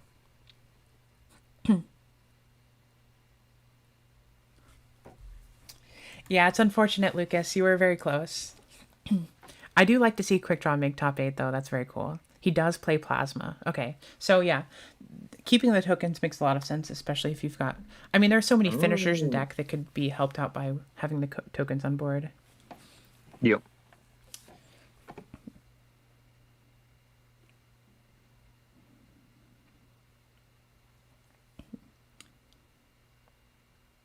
It's very cool. In fact, GBO still hasn't actually played a match where he lost. Oh Still yeah, ha- because he missed round Right. 8. Still has not played a match where he lost, which is a funny sentence, but true. Interesting.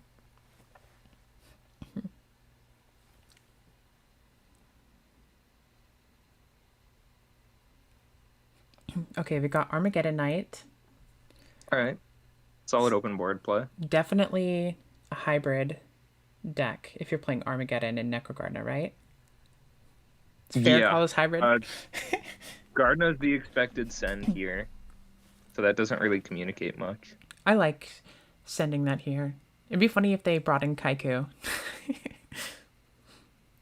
We saw someone playing like double Yeah. Kaiku Yeah. in Swiss rounds. I mean, when you're against a 3 value build and on Greffer and stuff, Kaiku's probably worth it. Like an I feel MST like Kaiku here. Kaiku is probably way better against Nitro Vayu than Standard Vayu, right? Oh, for sure. Um, Nitro value is leaning a lot harder into one play pattern. Right. And so it's by definition exploitative. Mm-hmm.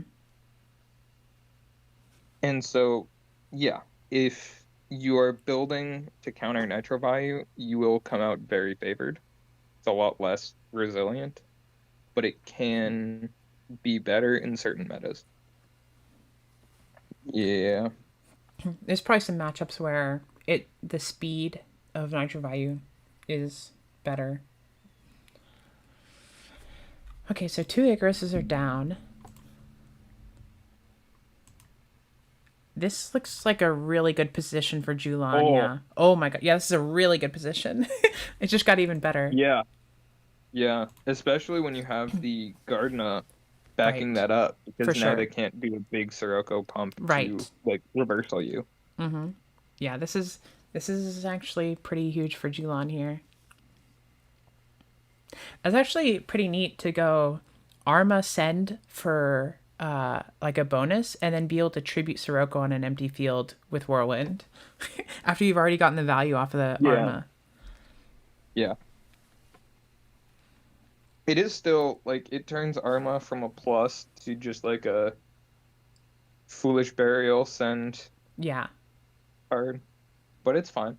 It works Well, out. it's kind of a foolish barrel, but it does let you apply the pressure with the Sirocco, which the True. foolish wouldn't. But yeah.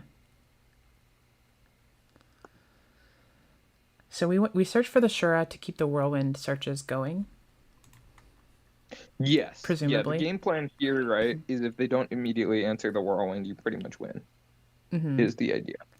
And you can protect the Sirocco with the Garna.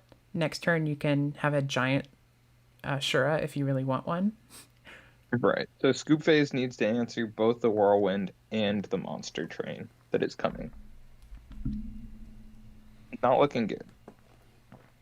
Especially with no graveyard setup. 2 Icarus gone, so you can't go for like a set Icarus play unless you Ooh. happen to have drawn all 3.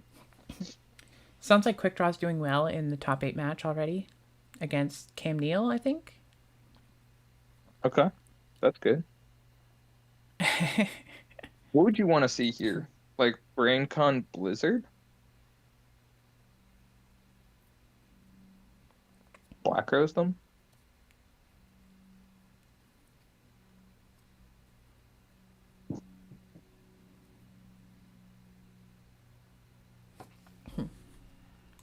I can't think of much else that would stabilize.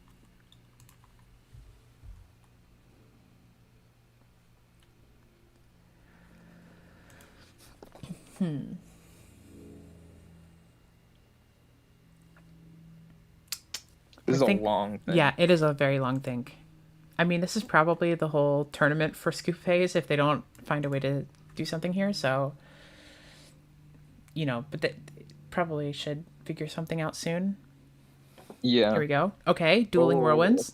That's helpful. they got the insta thumbs up, and then Scoop Phase goes back to thinking. Yeah. Activate Whirlwind as a stalling technique. Classic. This might just Right. have to be a like summon Shura, make a Black Rose.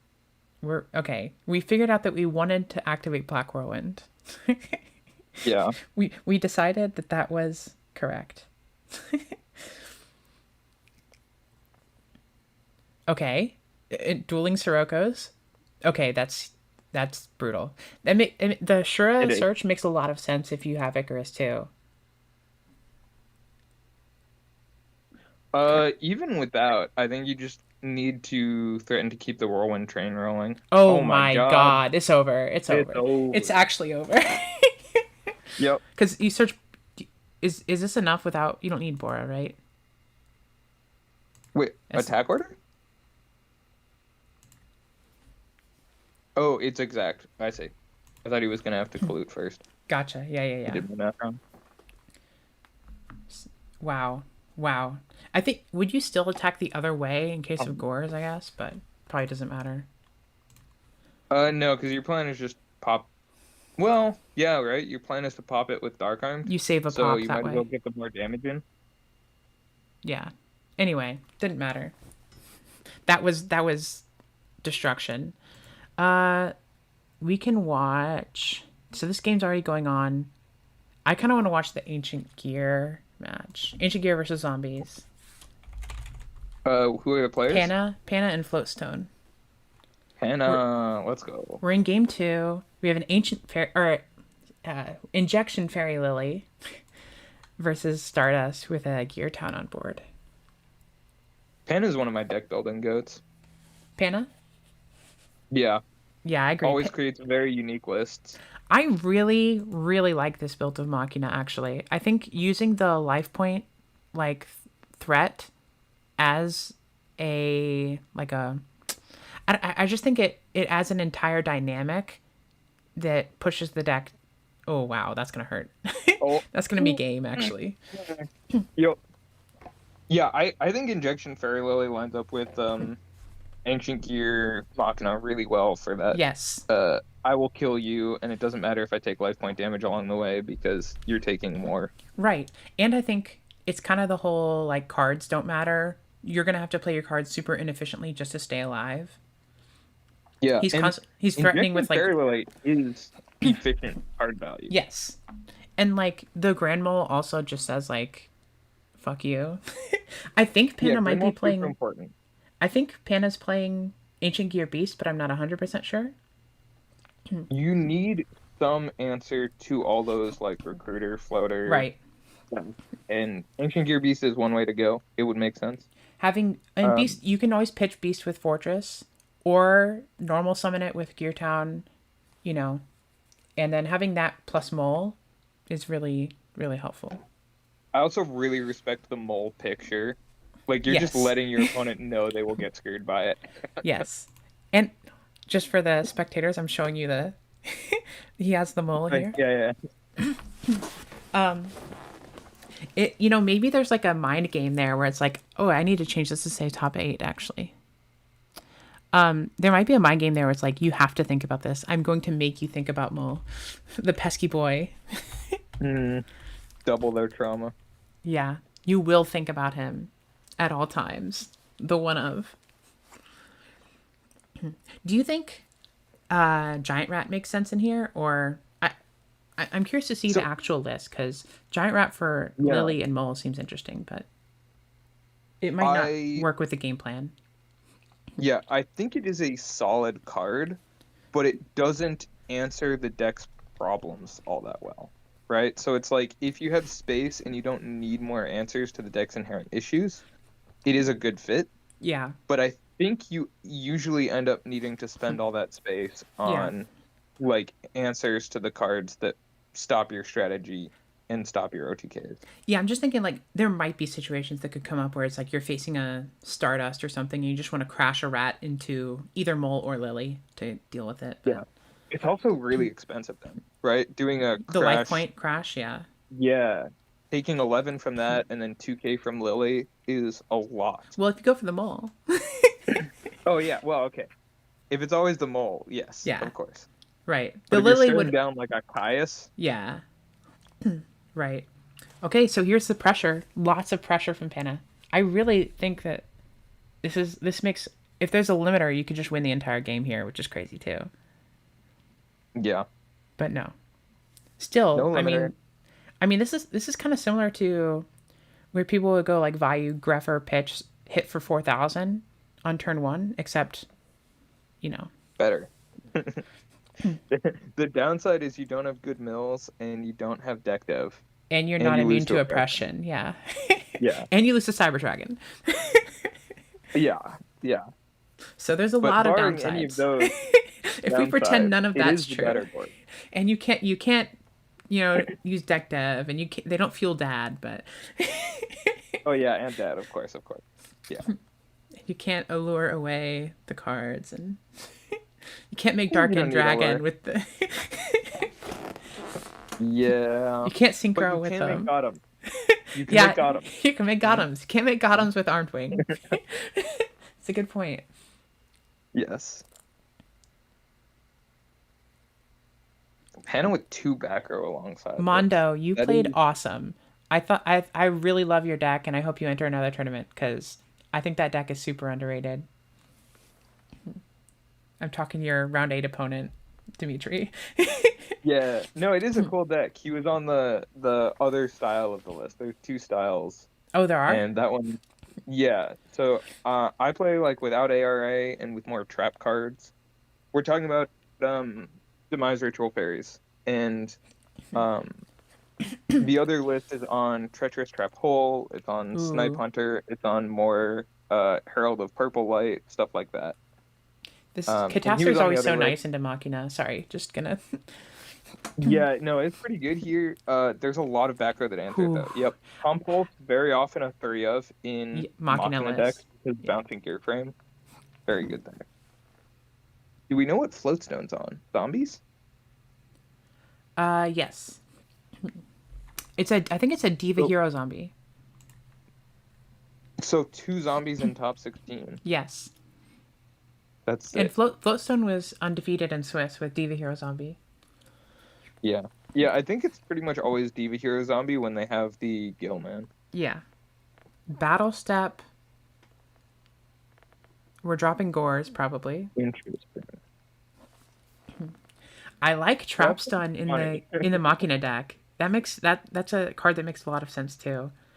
Oh, I forgot Activate the also. trap gun so they can't set another back row off the dust, which they wouldn't want to do because it would make them unable to Gores. summon Gores and unable to, and their trag would be too small then.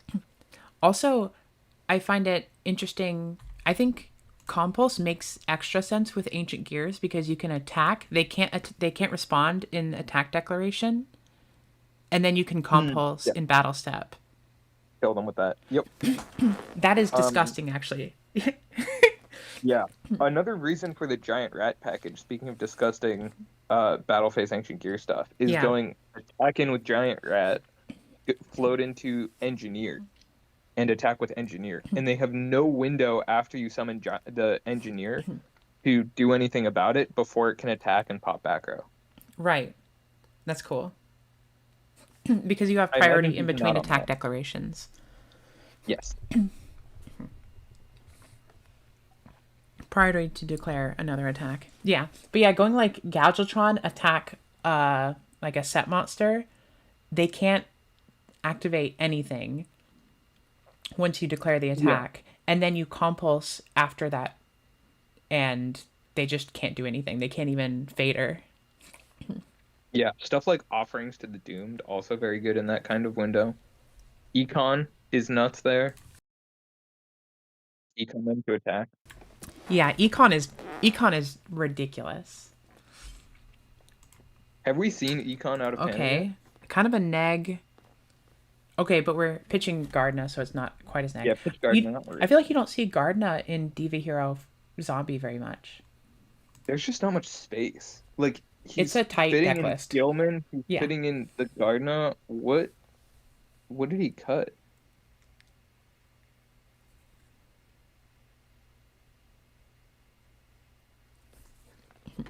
Also the Dust Tornado. Dust Tornado makes sense. Even more than like Heavy Storm, to be honest, because you can make the field spells miss timing. I feel like if you're Floatstone Mafia, you're terrified of having only 1900 life points right now. That is just a scary amount of Actually, life points. Lily. Yeah, Lily, limiter removal. There's so many scary things about having only 1900. Yeah, Lily over, would it be a 1500 is lethal? So Turtle, Goblin, Zombie, Tomato.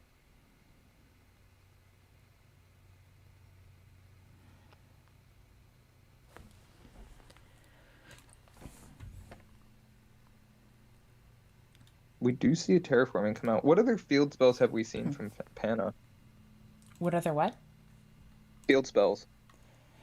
Um, I couldn't tell you other than terraforming Gear Town and limiter. Oh, there it is. That's really good. Okay. The Gear Beast over the set monster. Of course, Yeah. there is a Gardna that can stop this, but you have to Gardna now, or you have to Gardna at the start of No, battle it phase. just got spell trap cards until the end of the damage step. So you Oh, just can spell traps. You're right. Okay, it's not oh everything. my god. And then the Gigantes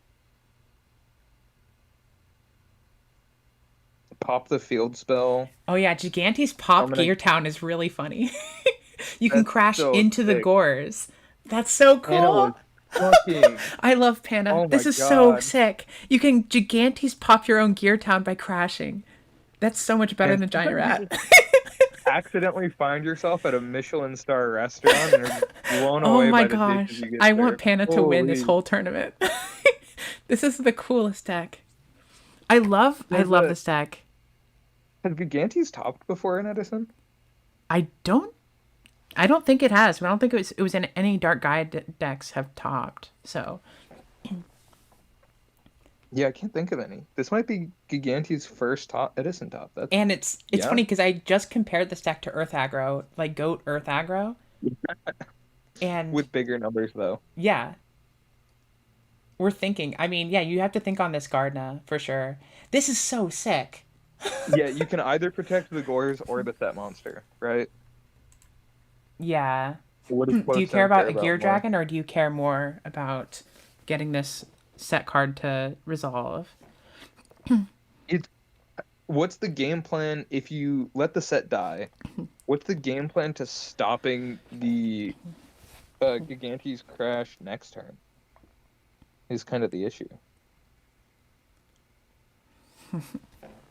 Oh my gosh. I need Pana to go far in this tournament so I can use I can use his deck list as my thumbnail. Will Like whatever the cards in his deck list are absolutely going in the thumbnail for the top 16 lists. Yeah, that's sick. This is so good. And like I genuinely think this deck list is just straight up good. I don't think it's like people Protects are the Set unprepared for it. I Monster. think it's just good. So, okay, if Floatstone's in a bad position, I think the play here would have been to protect the Gores and then switch the Gores to defense so that the Fortress doesn't deal with it, the Gear Beast doesn't deal with it, and the Gigantes doesn't deal with it. But the fact that he's protecting the Set Monster instead means he thinks he has real good chances from this position, A which is I mean, if a it's lot. anything, I guess you could protect either one would still allow you to Caius. Okay, there you go. Yep. Yeah. I was Yep. thinking Caius would come. And it might be a Caius off the top. He might have been calculating the probabilities to find it worth it. Right, But that's what I was that's thinking. terrifying if you're hoping for the top deck there. I was kind of thinking that too. I'm like, okay, what are my odds of drawing Caius? Yeah. I Wow. love That's a huge Ryza swing. in zombies. I think 4 Monarchs is great in zombies. And if he's on the Ryza, it definitely pushes Brain. those odds further in his Brain favor. con. Ooh. Also, I mean, or Gear Lily. Frame. Gear Frame would be insane here. But no. Yeah. Do we have Gore? No, you don't play Gores in the Gear Town deck. Surely. You probably do. Really? I would. I also feel like Yeah. it's like kind of like your whole thing is pressure, right? And Gores is not like a pressure card either. Gores is very much a pressure card. Have you seen the stats on Okay, that, okay, dude? okay. I mean, it's not You like let them hit you when you're on the once front foot, it's not a pressure early. card. Yeah, you let them hit you once early, you summon the Gores, and then you go, okay, Gear Town, Gear Town, Gear Town, kill True, them. true, Right? true. Like, you just soak one hit of damage in first. That's all. Oh, Panna, don't brick Panna. Come on, Panna. Not Both like these this. decks are Okay. so cool. Okay, what is one? this? Limiter. Could be a limiter. Limiter would be Could game. be... What else could it be, if not limiter? It's crazy because if you attack with, oh my god, this is Oh, this is threatening for sure. Skill drain. Oh my god. Oh my god. I'm telling you, the life points matter so much in this matchup. If there's a limiter, this is. Phoenix Woman. I don't think there's a limiter though. I don't think there's a limiter. You would have to have top decked the Sidra, right? Yeah. Yeah, No probably. limiter. But we do have Fairy Lily next turn. Right. Sydra's gonna soak up some damage here. I feel like Wing Blast is kind of. Oh, actually, will it be a next Hydra turn? is no longer soaking up damage here. This is game over, actually. Yeah. Oh, that's it. Yep. Wow. The brain con. The brain con. Why did he summon the Sidra? Um, I'm sure Tana had a Was good there reason. I just don't see it. prison. Well, it was game if Reason that Sidra the can't Lily do wasn't anything. game by itself, right? Was it not? It was 1,000. or Lily would have been just okay. Yep, 1,000. that's why. So the Yep. Sidra was just to get game. Yep. Wow. No, that makes a lot of sense. Dang. That was Tana an shooting awesome his match, shot. though. Oh, Looks like Quick Draw is in top 4, and Zombies are in top 4. Wait, we might actually see GBO versus Floatstone anyway. There's a chance. ooh. There's a chance to still see GBO versus Floatstone.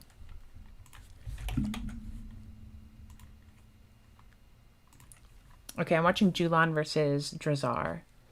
This is some kind of a frog versus hybrid Blackwing. There's no loser's bracket. It's just single elim for the top 16. It's been 2 minutes on Kaya's target. Oh, we're disconnecting. Wow, that was. Chess is right. I was hoping for like the most disgusting, nasty kill from Tana, but it's Oh, because yeah. I am in love with that deck. Okay. Yeah. It's okay for bad decks to do heinous things. I mean, I'm not even convinced that's a bad deck. I think that I really like its Blackwing matchup actually. Yeah, I think Blackwing matchup is pretty fine for it.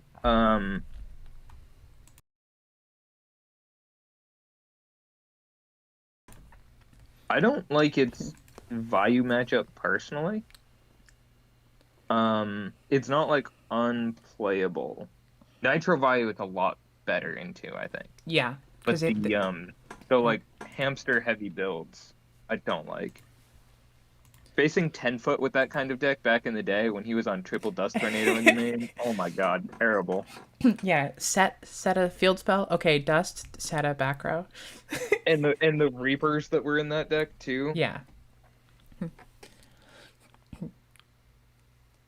Okay, that's a big Sirocco play. Do we have a Monarch to respond with? Is this game 3? What game is this? Game 1? Like, yeah. How is this game 1? You said it's top 4, right? Yeah, this is still top 8, right? This one's top 8? Okay. Yeah, this is still top 8, and we're only in game I think 1. there But that's because might I be a think match that's Julan still was in the top last. 15. Yeah, Julan was the last one to get out of the top 16 match, I think. Oh, okay. So they started after the others. Also, when you're playing that Pana deck finishes games very quickly. Yeah. Oh, they took a small break, which is fine. I don't mind. In top 16, they can take, Yeah. little reprieves to make sure that they are playing well. For sure. Okay, so we did a special swap Avarice, so we don't have an answer yet, most likely. Oh, there's still a top Oh, you wanna 16 match going? There's a the Ronok Diva Ronok one? Frog versus Yeah. what is it? Forgs? Works. Yeah. That sounds Yeah, I saw that match and I was like, I don't know if that's top 16 or if they're just both on ladder. I was like, I'm not watching that. I'm sorry. I love that matchup. I mean, I'm sure it's cool, but we watched Spectral, who is the Forg player. We watched them play a ton in Swiss yesterday. So Yeah. Good to mix it up. yeah, I do This love looks like- Dragon Ice. Dragon Ice in Ronok's deck is amazing. There's Oh, so yeah. many. Yeah. There's No, so that many gets deck better lists. than I There's so many of these top 16 deck lists that are thumbnail worthy. Yeah. You just need to put like 100 cards in the Like thumbnail. honestly, I'm gonna put like Dragon Ice, Injection Fairy Lily, or should I put Gigantes or Injection Fairy Lily? Injection Fairy Lily is more iconic, right? I think so too. Extra normal a dupe, tribute it. This feels like a second Avarice potentially. They're telling me the Ragnarok match is really close. Is that one in game 3? Chat. It was in game 3, yeah. I'm gonna probably stay here because it's round 8, and that one's round 16, and I don't want to change my stream layout. Yeah. Flip flop is huge. Ooh, okay. Flop lock here. Yeah, this. So here's the thing, right? Hex is so low on life now Yeah. that Julan doesn't really need to play the like fair. I'm trying to beat you over the course of this kind of game. Julan can just wait for some window at some point. Right. So if you start taking beats from flip flop, flip up, bounce everything, and you can't deal with the dupe block, like that's fine. That's not really ruining Julan's chances right now. You should have to wait for like a momentary opening from Drazar here, because Black Queens can easily put up 2,700. You gotta wait for like a dad top deck or a brain control or something like that.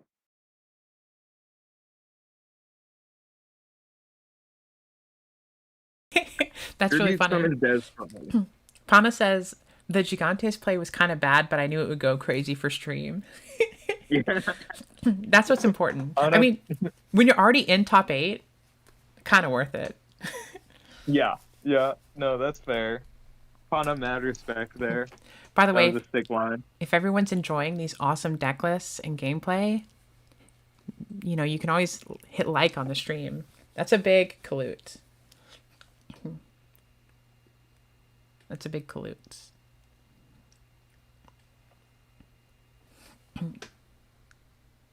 And also you can DM me and send PayPal money if you'd like to reward these awesome players, the ones that get into top 4.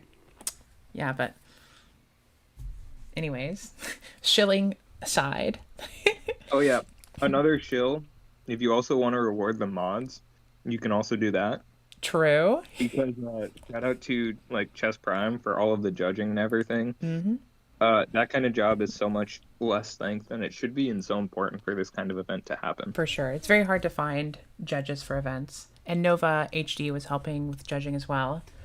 Oh yeah, shout out Nova. I don't really know Nova, but I saw that they were, and that's it. Mm-hmm.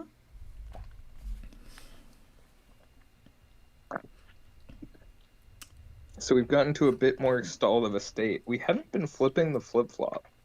That is interesting. Now we do. Okay.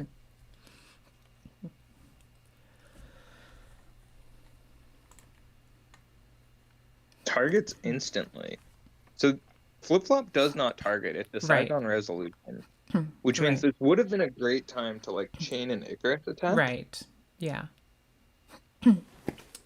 Tributing for Kai is here. That's a little bit interesting. Right? There has to be some kind of... I feel like Drazar might have a defensive card here. So we're flipping down in main phase 1 to dodge the Mirror Force, I guess. Hex broke the dupe lock to do that. I don't think that was worth it. I don't think so either. Because I think there's too much faith put in that torrential. Because is this game? No, this is 17. Okay, that would be scoops. That would have been lethal. That would have been 17 over dupe. Yeah. And were they at? They were at 14, weren't they? Or 15? No, I think they were higher. They lost life points from the Kalut, though, right? Oh, from the Kalut. Yeah. Yep. Nope. They would have been low then. That was breaking the dupe block. There's no way that's right there. I think that just felt like impatience to me. Yeah. Yep. No, like it's feeling that pressure of the impending dad coming eventually, or impending brain con, and just feeling you have to act now. Yeah. a lot of the times they just don't have the answer. Is there a reason why you don't flip and tribute the flip flop? If you're going to break it, I feel like flipping the flip flop is better. Attributing the flip flop is I think that better. is better. I think you're supposed to bounce the set monster and probably the maybe just the set monster, right? And then you tribute summon the Kaya, banish the Sirocco, Yeah, attack over the Bora. I think that's well. You probably don't have a second Kalut, so yeah, yeah. I think I Yeah, I agree with think that. you can't believe in second Kalut there. I agree with you. I think that's the correct play. Is if you're going to break the lock, I think you do that, but probably hoping that the TT could carry on a Sirocco summon.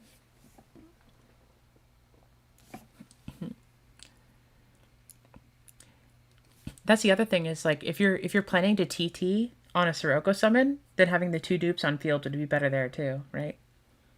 You get two searches instead of one. For sure. Um, Also, we're bouncing their dudes to hand when we have a TT. Don't we want their dudes on board? Well, I think trying to force them to summon was the idea there. But they can't out your dupe block unless they do summon. Right. Well, now we've got a Kaiku Thank you. against Against hybrid Blackwing. Blackwing? We were From just forward, talking about that this doesn't kind seem of, right. right? I think he's copying the like Alistair style siding, I imagine. And that tends to have Kaiku, but I don't think he has the exact when to side what, because I don't think they side Kaiku against Blackwings. Dinah versus Frogs. I feel like the back row will be able to do something. Guess not. Maybe it might be like a dust tornado though. What if it's a Like you're Yada? not gonna use the dust tornado to protect the Kaiku beats. Breaker goes crazy here. Breaker does okay. We have a Ooh, monarch. It okay. could have been a prison or something that deals with it, but you were holding on to Brain, Kaya, so you didn't want to. You'd rather deal with it This this feels way. like Monarch main one or tribute summon. Yeah, tribute summon Des Frog main two are the two options there most likely. Icarus. Okay. Oh Wow. my Pitching God, Dandy is huge. Pitching Dandy is actually insane. that is yeah borderline the end of the game right there. You've cut Julan down in cards so much, and now you can bounce the Caius. You can get in so much damage. You're way up in cards. You're protected by a massive dupe block. Yeah, that's pretty over. The fact that Mirror Force and Dinah are both gone is enormous as well. Like there's probably I another mean, Dinah, but still like Dyna's not even good at this point in the game. yeah. So oh wow, yeah. This is a lot of damage. Yep. And we're What's the gonna end board gonna look like? would you end on triple like dupe dupe sub or probably dupe dupe flip? I don't I know. don't think I do dupe flip here. I might go I might go dupe dupe sub actually. Because it gives I you the think it's either dupe optionality. dupe swap or dupe dupe des that I would go for. Interesting. Probably dupe dupe swap. I was just thinking that you might care about the potential back row, so you might want to keep the sub in to get uni. You could. You could. I think if you care about uni, you probably go dupe dupe uni here. Okay. I was I thinking don't think you could have the sub to just have the optionality because you could always choose that, but yeah. next turn. But sub dupe flop is interesting. I think this is a flip flop position for some reason. Because you have the Caius, right? Well, we're going to game three. Yeah. Flip flop there seems win more to me. I think another dupe or a uni would have been a better board.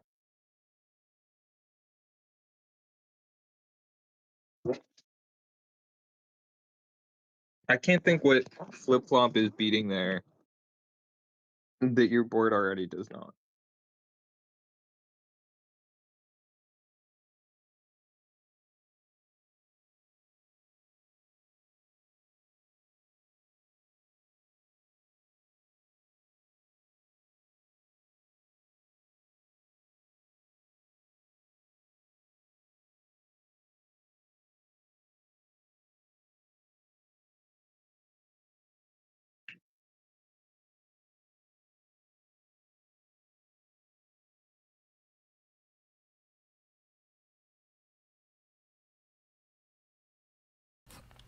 Okay. Yeah, I wonder how many Des Frog he is on.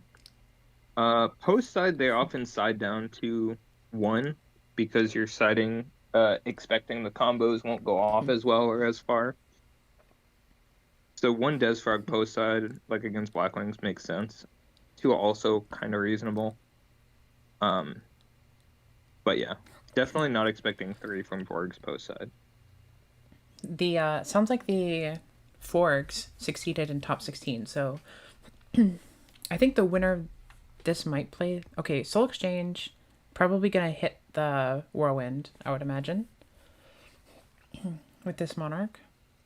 Ooh, big rug. Does target the Whirlwind. I mean, that is still, it's a 2 for 2. The Whirlwinds, you need to find answers to at some point. Okay, getting swap out. Interesting. That's fine. Oppression. Wow, that's enormous. It's That's actually not that enormous because they pitched Treeborn. If they did not pitch yeah, Treeborn from hand, right. that would have been like That's a fair point. game ending. But they did set a back row. I wonder if that's dust. Either that or a summon stomp. You're right though. You're wait, this is so funny. What did we search off the Wait, Bora? Kalut? probably Kalut. Aren't you supposed to summon the Kalut here? I guess if that's your only value, right? You can't search Blizzard and then Blizzard chain block to dodge the oppression. So it might be worth this. Did we set Okay, deck that's dev? big. Did we set deck dev? Oh, Oh, no. that's why we summoned the I was Vine. gonna say, yeah. I Not was a thinking dust. we might have had like the deck dev Kalut play, but Torrential WoW. that was way better than having. And that's funny because we summoned the Vayu into the torrential. They didn't flip it, and now we actually get to Kalut Right. resolve Whirlwind. That's so Yep. good for Yeah, that Julong. was well played from Geelong. I think Hex just had to play how they did. Other than the, well, no. Do you think the swap was? I guess the swap was necessary to get the tree engraved, probably. I think that was fine. Necessary or not, hard to say. It depends on the rest of the hand. But if your hand needs that tempo, and against Whirlwind, you tend to need tempo gain. I think that was fine. Yeah, makes sense. Inside a salvage, especially. What stinks here is the oppression is really blocking most of your plays. Heavy Storm? Why else would we be doing that? The heavy storm wouldn't even do anything because you still just have swap Yeah. and tree. No, I'm pretty confused here.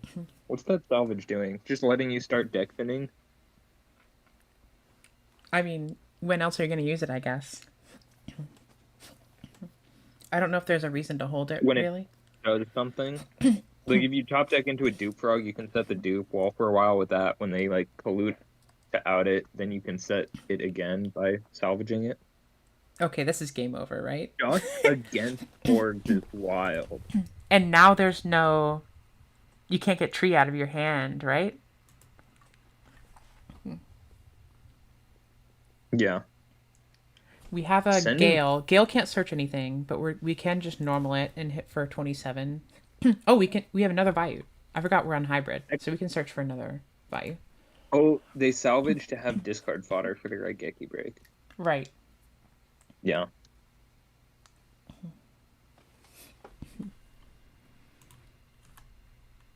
Slam some damage. We know the hand is Treeborn and something else. Reborn swap. I thought the swap. Oh, we sent swap to grave. Okay, Yeah. yeah.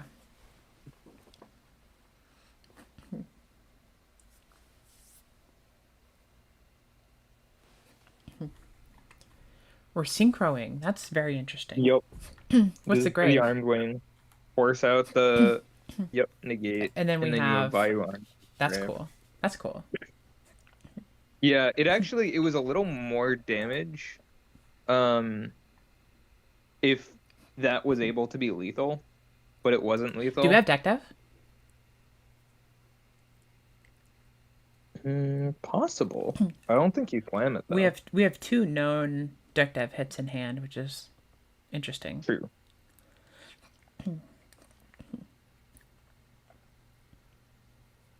Yeah, this is one of the issues with forks. One of the only issues is when they start stacking the different hate cards, it starts to get to be too much to handle. Usually you can handle one just fine, right? You can find an out to one. But I when think they have all of them, I think this yo, is like not pure forks, like maybe some monarchs in the main, but yeah. more of a dream frog list. Yeah, but yeah. That one also has like the transition side and everything, right? I can. It usually doesn't have as much of a transition side because it's sort of already post transition as the main. Okay, so it's gonna be Julan versus Floatstone in top four. We can watch Okay. that one. There's still one top eight match going, but That's the spectral one. yes, that one just Yeah, started. they were in game one. Look, there's Gage Nim Nim playing some rated Edison. Ooh. Let's go Gauge. You can that so this I guess we can check out some of the forks. Can you let me know when the uh, Floatstone game starts? Sure.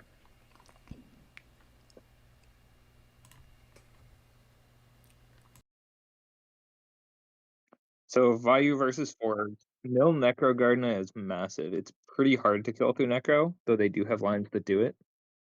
It's probably going to end up more of a like flop control game.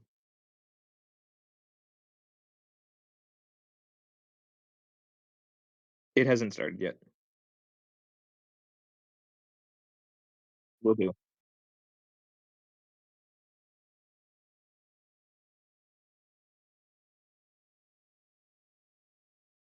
So that was yeah, back when there was the Warwind up and they go summon Vayu attack, set a back row. Um, yeah.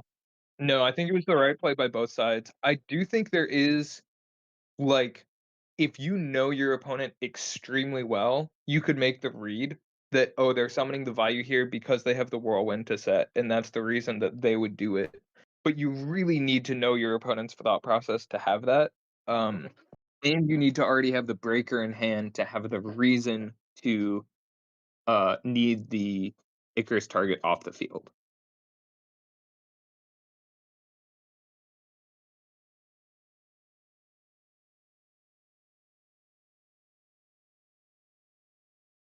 Oh yeah, there's a lot of good mills. I have milled double dandy and it's costed me because that blocked all of the zones.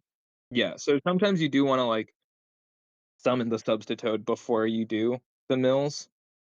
You can go like yes, but normal sub prio trooper just to make sure the mills still happen.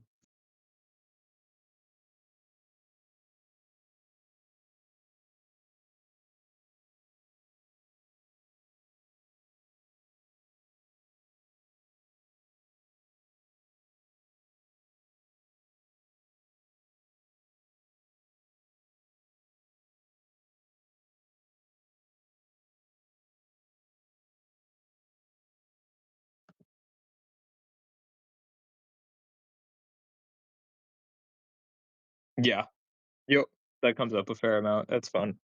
I love Desbrog. He's so cool. Top two frogs for sure. Yeah. Beals. I can't say no to Beals. Come on. You seen that guy? Oh my god, so cute. Okay, also competitively minded. I think he adds a lot to Forks. I am a big fan of him in Forks. Um, in terms of yeah, the most powerful frogs. I mean, Swap is number one. I I think it is tree number 2, though I do it reluctantly because everyone overrates Treeborn. So I want to put him number 3, but I know I would be lying if I did that.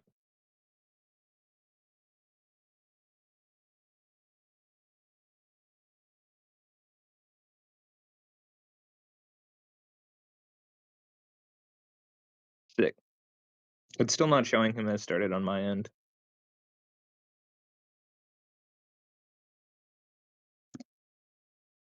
Ah, there we go.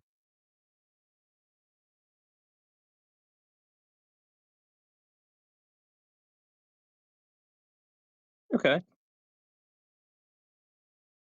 I mean, if you're going second, this is sort of the what you want to do it into, right? Summon Stratos, get your +1, do it into one back row. You're pretty safe. They didn't whirlwind you.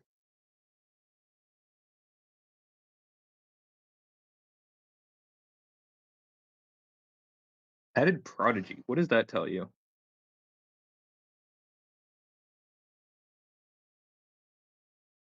That's true. It's usually Prodigy Alias, right? Yeah. So I'm reading then either they have a Monarch in hand or they have Alias in hand, probably. Mm, potentially. Going for a weird tribute summon Mally line. Um, in the range. Uh,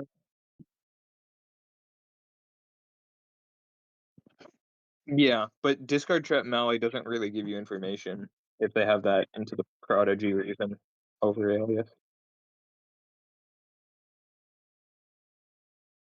Uh, could. I think you'd rather grab Mally there to do the summon Diva makeup Rio. I'm not convinced. I don't think we have any reason to suspect Mally. And why do we suspect Mally? I think only if you have ability to discard, right? Like if you have no way to get Mally to grave, I don't think you search Mally. Um, so I'm much more putting him on low chance of discard trap, high chance of um Alias and or Monarch.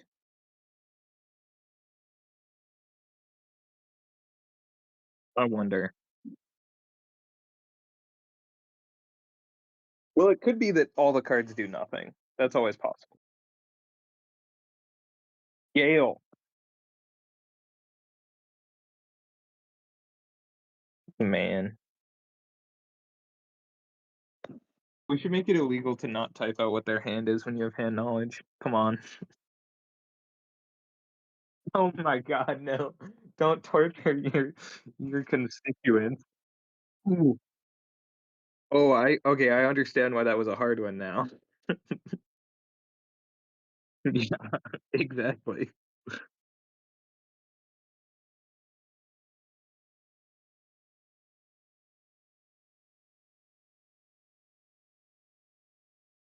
Gail's probably right for what to have put back.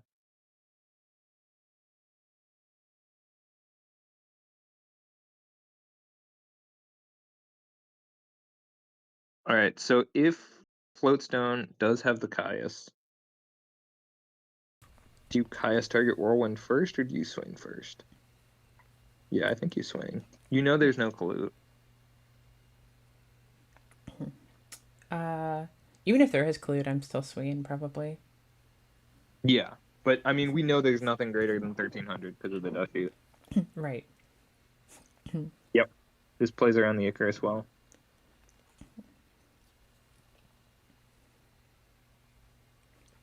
This is a tough matchup for zombies traditionally, but if you Is have it? Caius here, do you Prodigy Caius the Whirlwind? Oh, 100%. Yes. Ooh, Diva. Diva. Wow. So we did What is have that? Diva. Watch if there's a Mally in hand, I win. You're going for Well, Android? Could be Android. Could be Catastor, set deck dev. Would you have brought that in against hybrid value or hybrid blocking? It's game one, right? Oh, it is game one. You're right. Wow. Good call. Mm-hmm. Yep. We hit a value. We do know a lot of their hand, so that's useful. And we knew that they searched the value here. So it stinks that you don't get a lot of extra hand knowledge from this deck dev, but Were we supposed to slam the deck dev? Probably, because we made it telegraphed and in case they top decked Kalut. so Floatstone is going to know the hand for the next few turns, but as the audience, we're still in the dark. Yeah. We know there's no monsters in it. So he knew that Bottomless was there. Probably. Unless there's like multiple back row, it could have been, I guess. Yeah. But he knew Bottomless was a Miracle. big part of the range. So we were Miracle. probably forcing the Bottomless there so that we could establish Ab Zero. Well, that makes a lot of sense. Exactly, Masha. the way for zombie players to avoid getting deck dev'd by Blackwings is to deck dev the Blackwing player first. Yeah. So many decks have become what they swore to destroy. Oh, That's the trooper. massive. That's where the hybrid hurts you. Yeah. Yeah, I've gone in and out of having Trooper and Blackwing list. I think it's very reasonable. There's a lot of good side to it. It almost always gives value. When deck dev is this prevalent, I start to like it a lot less. What could the 'Cause it set does be? come up. The set has to be something that isn't destroyed by deck dev, right? So it's like Bora? No. No, it's not going to be a Whirlwind target. What is it? Dinah? DD No, that would get Assailant? destroyed. Dinah would get destroyed. What is this card? Greffer. Greffer. Greffer, no target. That makes sense. Oh. Well, chat got there before me, but I think I would have eventually gotten to Greffer. That might have been in the opening hand, right? That's why doing the Blizzard search value happened. Wait, that's why we turn deck one, dev- and that's why the deck dev Yes. instantly. We Yeah. deck dev to get rid of the value out of the hand so the Greffer was dead. That's why we did that. Drew a dead Bottomless. This is going to game 2, I think. I mean, it's not dead, right? It can Oh stop you my from goodness. dying. We knew about the dad. The player knew about Did we? his dad as well. The player knew. We didn't. But know. it's like I think you're fine with dad on this Ab Zero, right? Surely these back row aren't completely unchainable. Okay, that one to was be something chainable. chainable. Is the other one return? I don't know. Because this fucks up a return. So I feel like we should have with the maybe we just drew Wing Blast. It feels like the Mally would have been a decent search there. No, I think the Wing Blast came late. Yeah, I think it did too. You know, Yeah, Mally gets stuck in hand if you don't have instant discard way. the name of this tournament series was very prescient, I must say. Yeah. You may have caused more of it though. You No. know? You could have named it like Nice Fair Yu-Gi-Oh for Yeah. non-bird for plant players. Yeah. And gotten some really nice games for yourself. But no, you had to call it Let's Hate on All the Fun Yeah. Rogue Decks. I should have named it like Shining Angel tournament series. Yeah. Yeah. Flamvell Fire Dog tournament series. Ooh, get some Flamvell zombies up in here. It would be fun to have more themed tournaments of like, you have to bring Flamvell. You know, like any deck Yeah. you want, but it has to have Flamvell in It has to And so you include see 3 Flamvell Magician. No, 3 Flamvell Fire Dog. Because Magician people would Yeah. just play as a random tuner. They play like Monk Yeah. with 3 Magician. Or you have to say it has to include, like 2 Fire Dog, 2 Rekindling minimum. You know, and Yeah. then they can put in more if they want to, because they probably will. Yeah. And then you've got the Flamel Fairies, you've got Flamel Machina, you've got Flamel Zombies, you've got Flamel Frogs. Like everyone's playing a different Flamel deck. If I was gonna HRC run some Flamel. like custom tournament, I would just say Edison, but Dust Shoot's banned. Interesting. That would be your one change. You'd leave Yes, in deck dev. I hate deck dev probably more than Dust Shoot, but I think Dust Shoot changes the meta the least, and it's a card almost Mm, everybody can agree on is bad. yeah. I feel like if I were to custom, I would do a couple more improvement I changes, right? I understand that, but I kind of don't want to change the meta too much. Like I think when you change it too much, it becomes something else, and I think it's like in Yeah. Smash Brothers Melee, you can ban wobbling and it's still melee. That's how I feel about Yeah. deck dev. Or that's how I feel about Dash Shoot. I think you can ban Dash Shoot and it's still Edison. A little bit. Yeah, it does. It definitely favors the decks that tend to be weaker to it, right? The Forgs, the Dragon Turbos, That's the yeah, that's the main and like Peter Frogs, the Light the Swimmers. combo stuff. Yeah, kind of the weird combo stuff that's monster heavy definitely does get helped Yeah. out by less Dash Shoot, but I'm okay with it.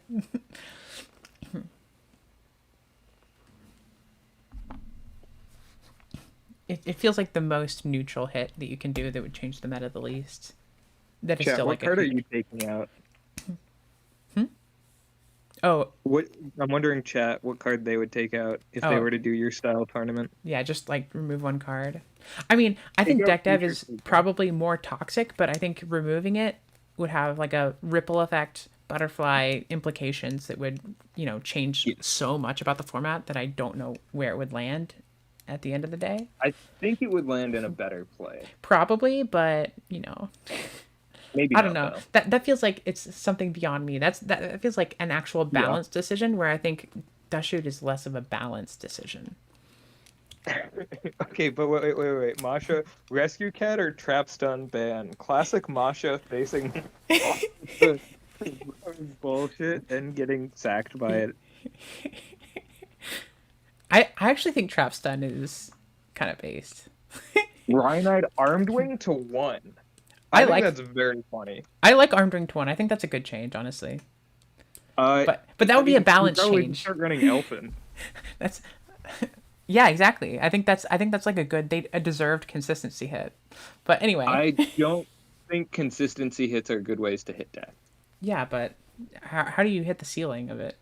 Just Bandad? Uh, Bandad, Bandective. Yeah, I guess. So that's a big Goyo, I think, reasonably big. I think Trap Stun's healthy. I like that in the format. It's borderline healthy. I think Because it's like sometimes it does feel like Cold Wave, but you know, it's good to have a yeah, check on it Deck is Dev and Icarus and stuff. readable and counterable. Yeah. See, this is the thing. There's all this like opinions about all the other cards. Nobody has an opinion that you should keep Dust Shoot. That's why it's the one I would change. Because I think that's the one that you wouldn't splinter the community very much. You wouldn't make anybody upset by getting rid of Dust Shoot, I think. That's fair. Damage Stap Kalute or Oh, the okay. I was Goyo. about to say we're getting fucked up by this Goyo, but I'm wrong.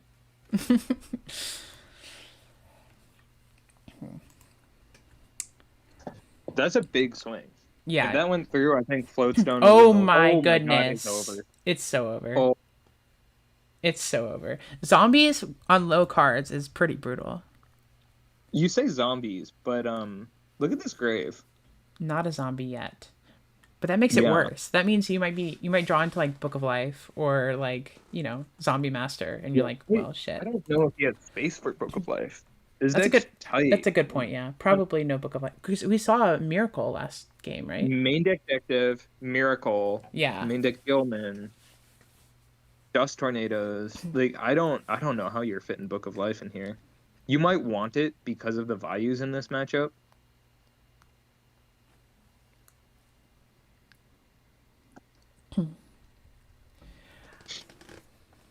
Okay.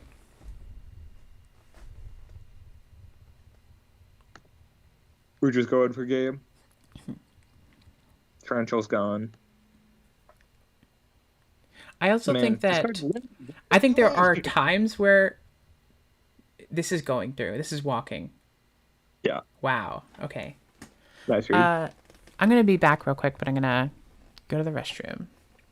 Sounds good. Have fun.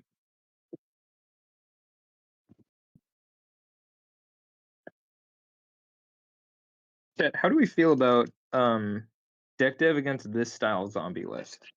Because I know back in the day with zombies, um, it was very effective at keeping them down. And Blackwings struggle a bit to get it live, but with all of the turtles and um, uh, tomatoes and all of that, you sort of need answers to those in Blackwings. And deck dev was a really good way that, like, oh, if you're passing back and forth, the player with deck dev now has the inevitability. But now that it's become more of a hero monarch slop amalgamation, I don't know if I like DDV as much in decks that don't get it online quite as well. I guess hybrid, it's still worth it. It was pure Blackwings, maybe not.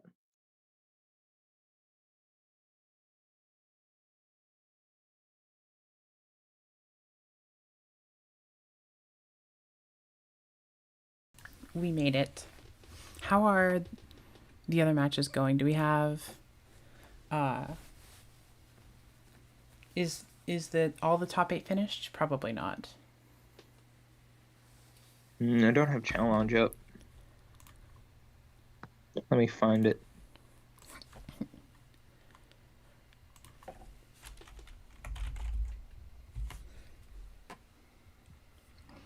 So zombies, Wait, we're here in game 3. Zombies T set pass.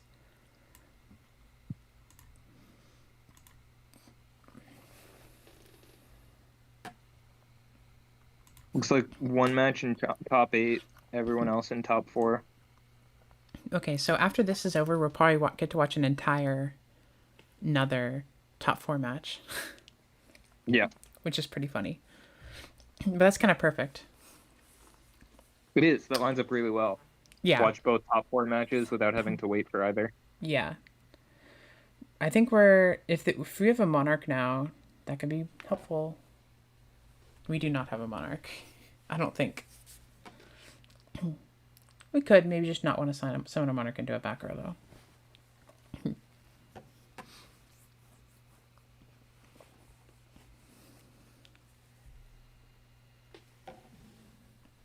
I am lagging.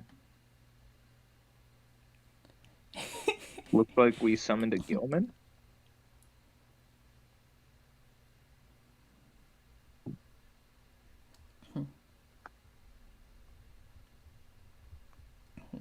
There we go. Oh my god, I missed like 2 turns. So the rug didn't hit anything, it got dust tornadoed. Okay. Right, yeah. Do we have any info into this set monster? We don't, right? No, Just it was that turn wasn't 1 T set. attacking. Yeah. So what are we setting that we don't flip to attack with? Tough to say.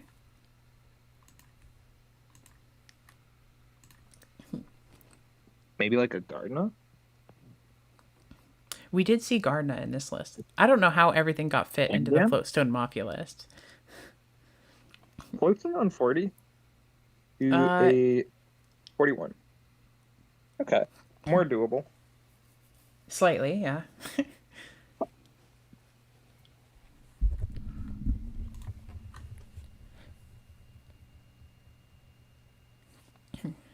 This is Dimitri commentating. Well, not me. Whirlwind top deck. Okay. We're thinking. Yes, hi chat. I am Dimitri.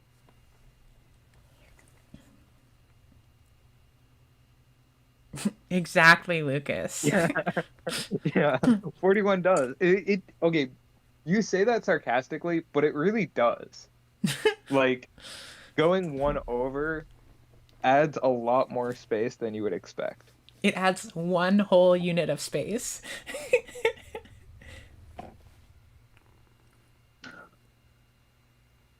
There's a lot of lists where you can get everything you want in 41, making some slight concessions, but cutting down to 40 feels like you're murdering your firstborn child.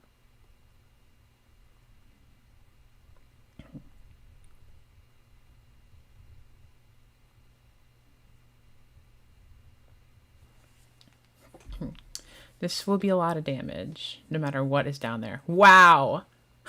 So you still take 37, right? You just won't be destroyed?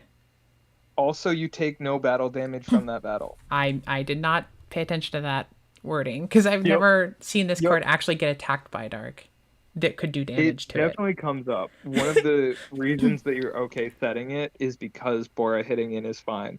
Yeah, I've never seen I this do card love actually get the hit by a piercer. yeah.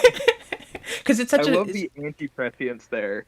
This is gonna be a lot of damage into 0 damage. Yeah, I was like, The this is going to be a only lot of thing- damage no matter what is set. And then it's like, actually, Yeah. no. Yeah, That's hubris. That's really funny. That's really funny. So how do you navigate this from here as Floatstone? There's a decent chance of an Icarus out back there. There's a Whirlwind that is like a looming threat for the future, but not a threat now. You can't Caius under this. You really awkward to extend further. It was a lot of mental damage. Yeah. Mental damage for a Julon. Right. That one pass.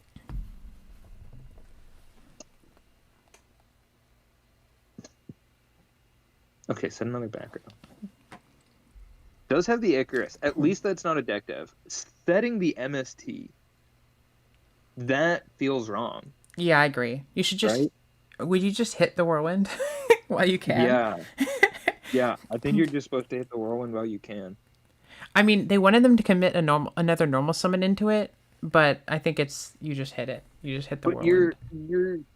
they're going to commit normal summons anyway. That's what Blackwing does, is it normal summons dude. Well, and slams there's a them. chance they could commit a suboptimal one like Kalut or something. But yeah. Yeah, but like they've been in a good spot. They've gotten the Sirocco search off.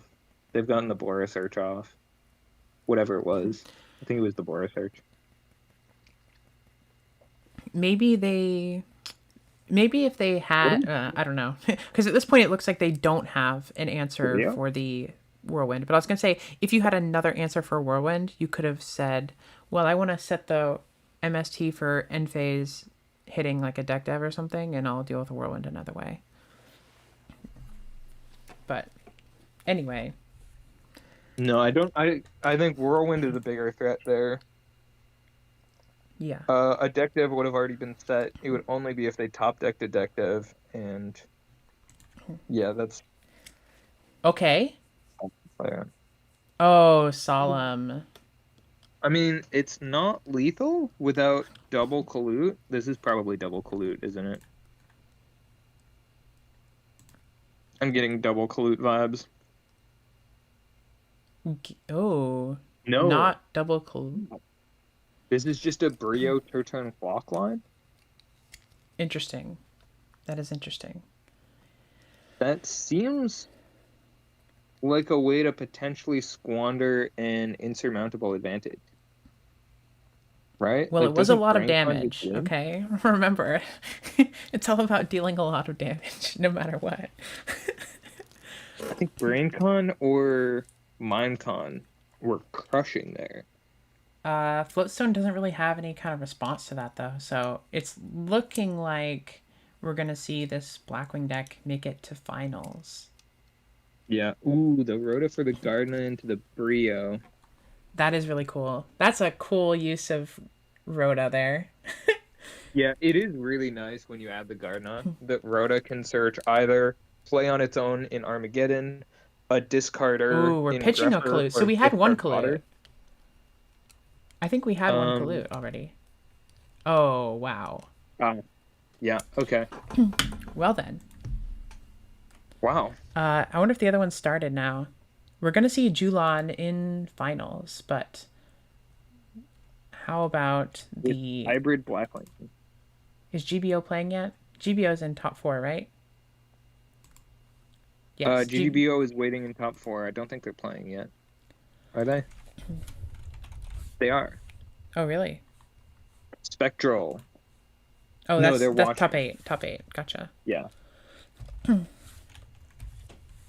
Okay, so we're going back to top 4 or top 8 here. This is our We're top in 8 top match, and eight. we're only in game 2. Wow. Yeah. Turns out Forgs, lots of plays, very, very grindy deck.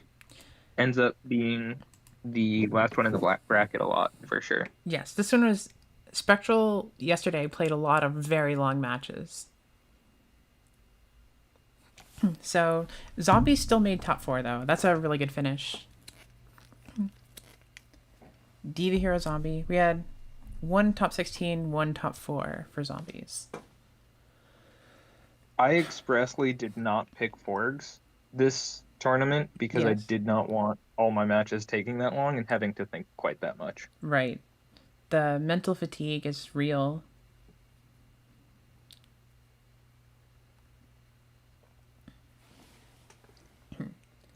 I think Fraser was playing a deck that could often rely on the Forg stuff and also had some long matches. Chess, I think you're probably fine. I think you're probably fine.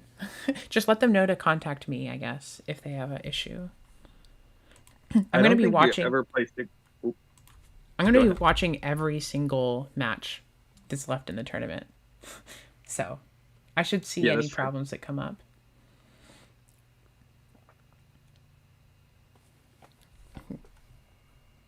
Yeah, I don't think Frazier played 60 cards thinking that those matches would go quick. Agreed.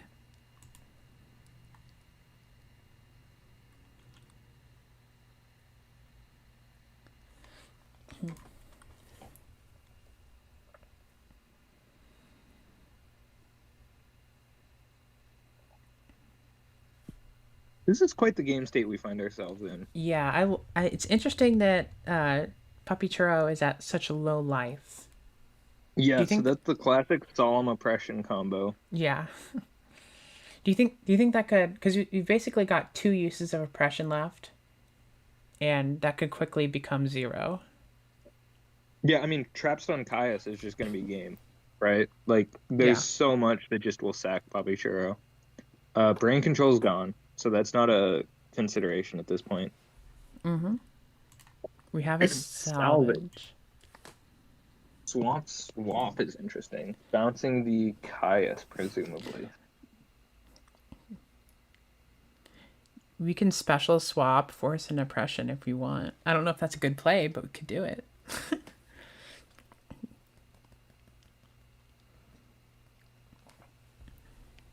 I'm imagining it's a normal swap. Cryo bounce Kaya plays around the torrential well. Yeah. And the swap is pretty protected next to the dupe, with the plan of going for game with a trap stun line next turn, if they have the stun. Yeah. The life points are definitely making this a very interesting spot. Okay, what Yeah, is I think this? Compos? Ooh. Um. Econ? By the way, chat, never do this. If you swing, and send thumbs up, be explicit. What step are you asking to go to? Right. This is in battle Clear step. communication. Okay, that's game. Wow. Okay. That's game. Wow. Okay, now we get to watch the other top 4. It's going to be Forgs Another versus classic. Solemn Quick losing a Draw. game. Such a solemn hater. I am. Solemn's #1 hater. Indeed. Perhaps rightfully so. You did convince at least me to cut it from my main.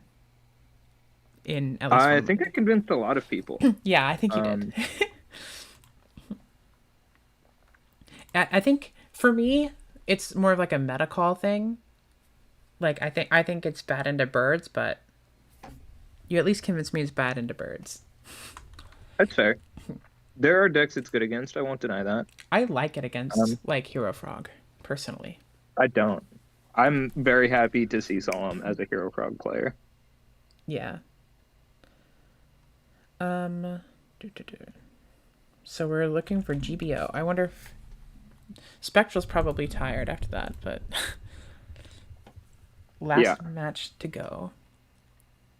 So the other top four match we watched finish out, and now it's just Julan waiting in finals and this top four match between GGBO on Quick draw Quick hero. Draw and Spectral on Borgs.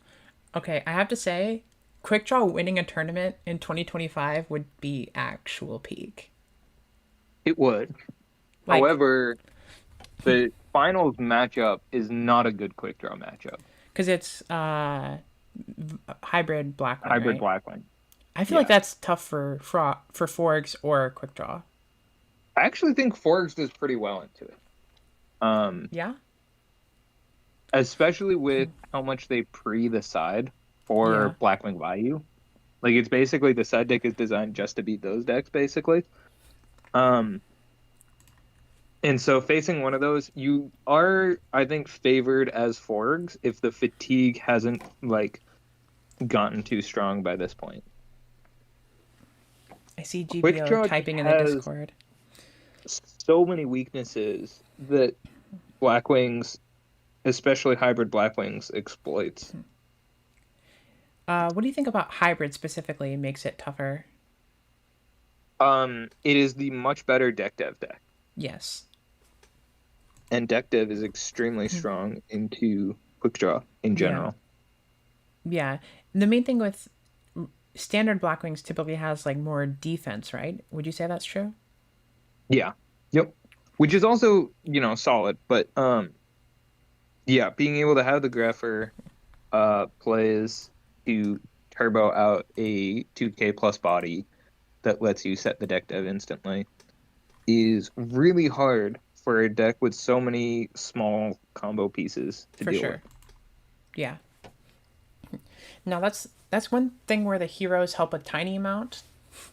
Is you do get to play like Stratos, Alias, Plasma stuff. So you have some things that aren't quite as getting destroyed by deck dev, but yeah, I really like the hero innovations to the list. I don't remember who did that. The first topping list I remember seeing with that was Joshua Schmidt's top yeah, in the true. There was a German was tournament. it Ribbit Berlin or something? It was before Yeah. that. It was like a long You? time. That's it? I don't remember where. Yeah. It was just like a random German tournament, I think. Yeah. But But yeah, he was playing like treacherous. He was playing really low defense, and maybe only like one Caius or something. But the hero stuff. it was a makes lot very of sense. interesting list. I don't think it was quite optimized yet, but it was clearly like was well in the right- built to his play style. It was in the right direction. Agreed. And it good stuff going on. The vision was there. There have been a lot of like innovations where it's like maybe too much in this direction, but there's something here, you know? I'm a big fan of that. I like innovating too far in a direction. Yeah, because Little you shock can always value rein it to back it. a little bit.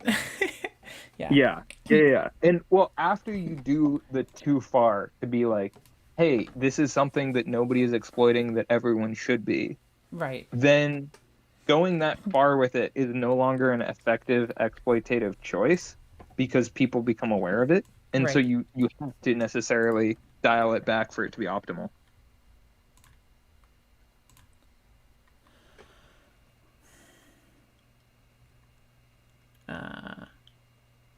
They're saying 2 minutes What the heck is going on? before they start Yeah, I'm just gonna go ahead and do that.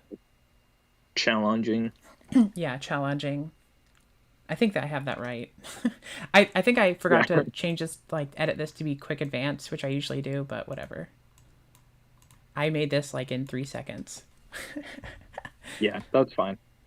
It works. Works well enough It for the tournament. functions, yeah. Everyone knows their opponents at this point. Right. When you leave a name in the box, DB doesn't automatically update when they start. Ah, thank you. Thank you for letting me know that. Let me... Well, DB should do that, by the way. For the record, DB, I think it should just constantly pull for GBO people.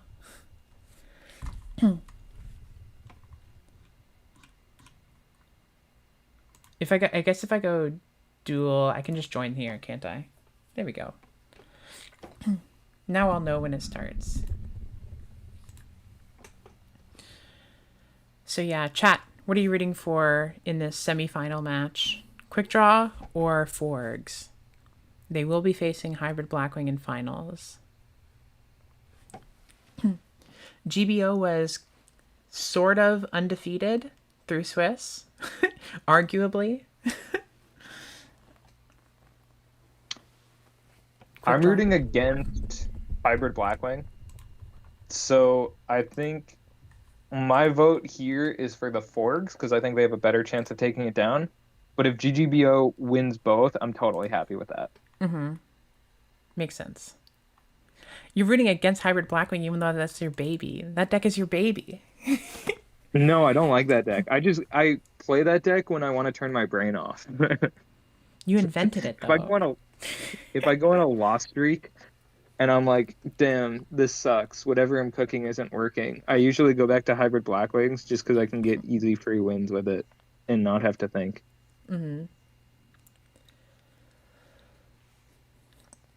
You think This matchup is very favorable for Quick Draw, says Lombrico. I very much doubt that. I think it's extremely favored for Forgs. interesting. Um, I I think don't know the first thing about this matchup. yeah, old-fashioned Frog Monarch really struggled with Quick Draw.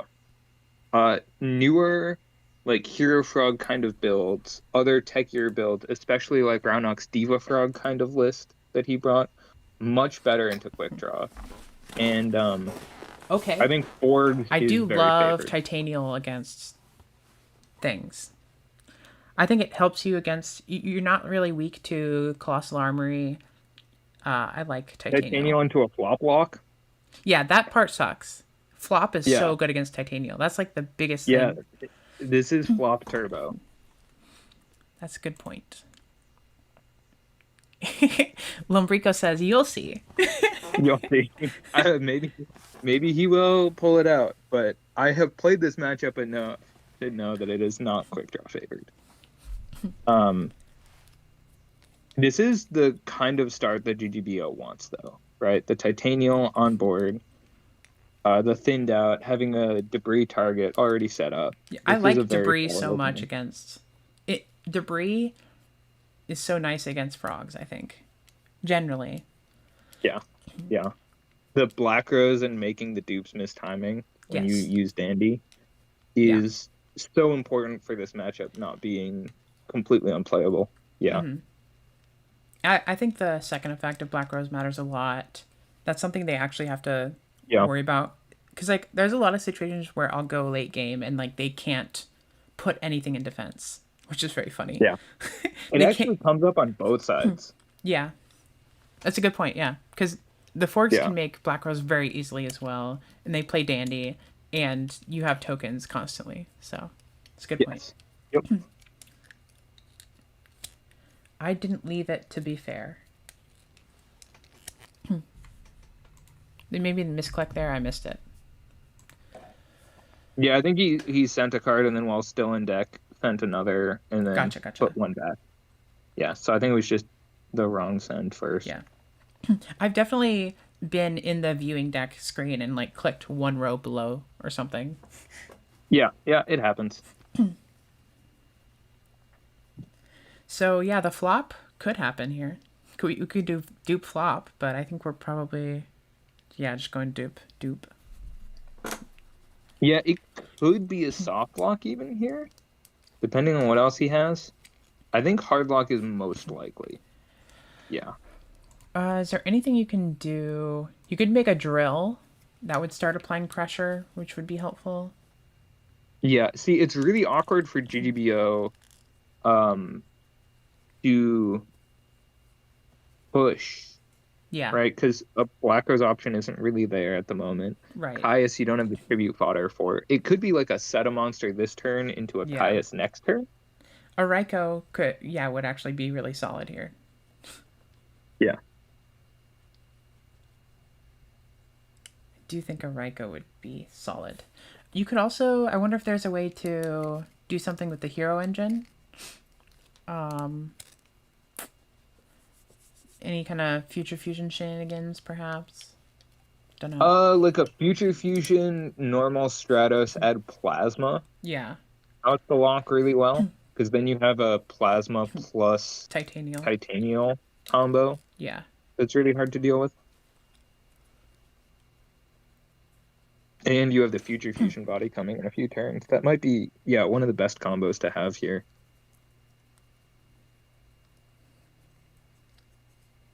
So we might be making a drill here. Ooh, this could be Drill. This could also be the Stratos Plasma play still.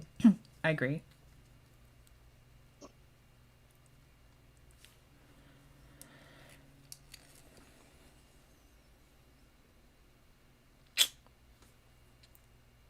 We're gonna There is make, a chance it's just token control though we are just with doing drill Titanium. here, which I think that's solid. Okay. It is something. It is pressure. Yes. What are we pitching here for drill is going to be an interesting thing. Not gonna be Imagine, another dandy. What's the best imagine, pitch? uh, the best pitch is, dunno. Gardner? Is he on Gardner? I don't think so. I don't think there's a great pitch except like Alias is like not terrible because I like mean, it might be something that he just wants in the toolbox kind of card, like a debris. yeah. Well, yeah, there it is. Yeah. There's the debris. We have another back row. It'd be really funny if Spectral, or actually, I wonder if the hybrid Blackwing list is playing, what's it called? Burial, because that would be insane. Burial is so disgusting against Drill Warrior. Oh yeah. No, Drill Warrior is like in contention for the best card in the format if the opponent does not have any of the 12 cards that make it go minus. Yeah. Yeah. There's like so many cards that just obliterate Drill Warrior. Yeah. But it is so good when those cards are not Yes. in the game. I think that's a big reason why it was so good in like actual 2010. Yeah. Fewer people were on the like optimized decks that The deal with obliteration it. cards. Yep. Fewer obliterators.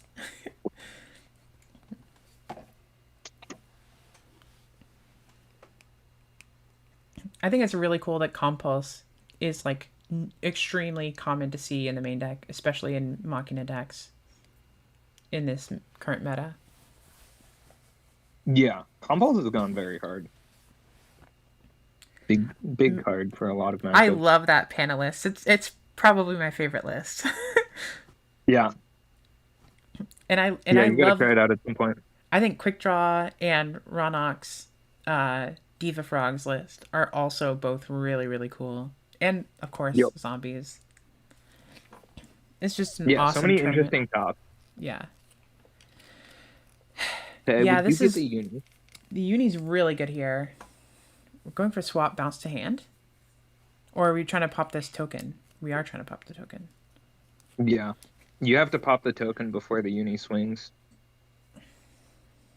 Right. Right. Good catch there. Actually, as the plant Yep. player, I would have realized that, but as the frog player, I would not have. Yeah, I had in one tournament it get rolled that uni did not target, which came up for some reason. I forget what it was. I think I was against Chainburn or something. Yeah. I don't know. I don't think it was Chainburn. But it came up that it didn't target, and I was like, that feels like it has to be wrong. And so Yeah. after checking it, learning that it actually did, it changed a lot of how to deal with the Titanium matchup. What are you bouncing here? I'm assuming it's a bounce extra normal flip flop angle. That would be ridiculous. Would you not just bounce the swap? You might want the uni for next turn. and not have it be Protect it, like Black Roast. I guess. Yeah. Oh yeah, the Black Rose threat is super real here. Yeah, right now you're really anticipating. There's the Yep, flip flop. Yeah, I the think Black Rose is add coming back down. drill, add back debris. Uh, Yeah. yeah, Spectral needs a back row, Black Rose is actually. drill. Oh, okay, yeah. This is going to be 1200 with drill and then Black Rose the whole field, I think. Probably there is a chance it's Caius, right? Like if you just don't want to have to deal with flip flop again, do you ever Caius here? You would have to Caius the flip flop, right? And then, Yeah. okay. Caius the flip flop and then try and wait another turn to do something else. Yeah, I'm not seeing the line that makes it worth it. I think we're going for debris here. Yeah.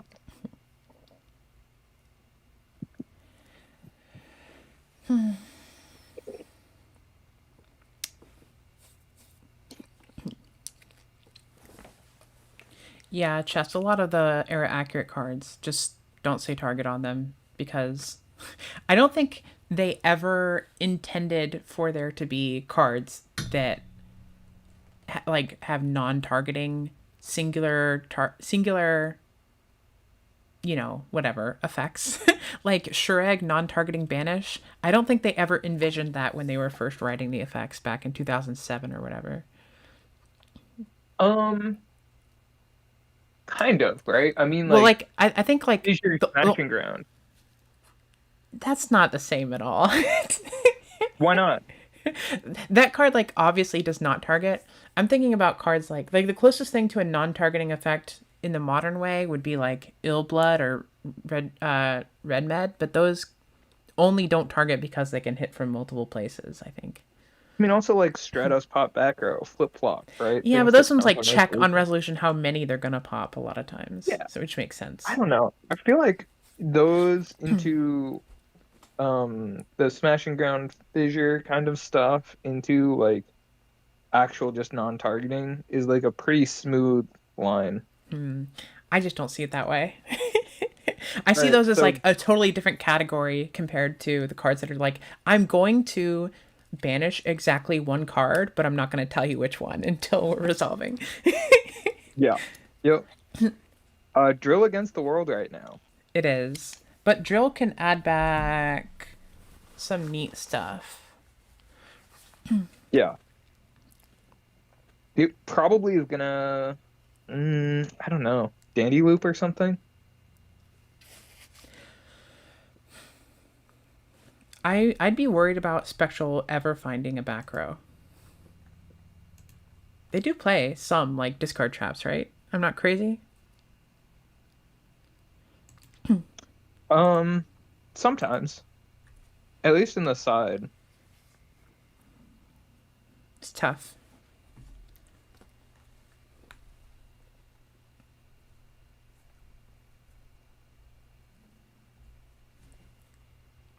Just said we wasted the BRD and extra for no reason. I think you had to. Yeah, I think that Black I think Rose the was flip flop. extremely necessary. Yeah. Oh, well, we had a torrential set. Oh, so we could have summoned AFD, you're saying? Yeah. But then you don't. Do you get tokens that way? You do, right? I mean, AFT doesn't do anything for you, right? Into a flip flop? Well, they're saying chain the torrential on your own AFD summon, right? Oh, I see. Huh.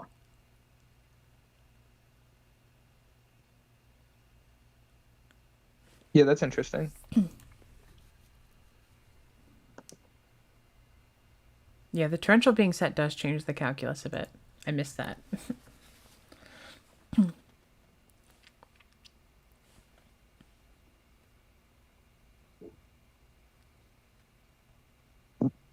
Yeah, that's interesting. You could have done several things there.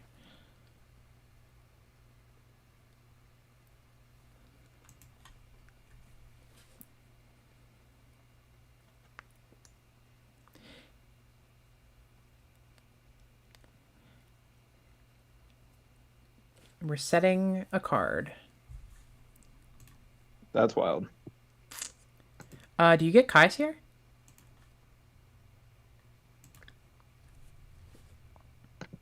Could be Caius, could be debris. Are you gonna go for RDA or start? Like, I feel like, what is the good debris summon here? Stardust probably. I feel like Stardust RDA is is so fine. underwhelming.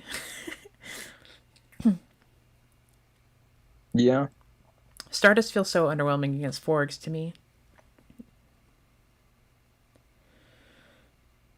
I agree. If you have a back row though, it's a lot better, right? Yeah.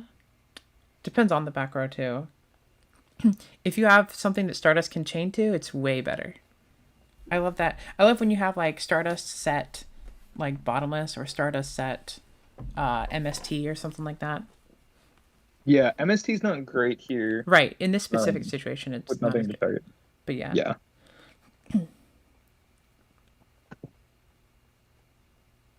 Huh. Is Julan watching? They're not. I'm actually shocked. Julan is maybe Julan's watching stream. If you are, hi. There's a decent chance they're just using this time to like clear their head, get some Yes. food. Yes. I mean, it's like you. Both these decks are pretty known at this point. It's like hero, quick draw, and Forgs. What is Spectral's hand that they set pass? Just very froggy. Feeling froggy.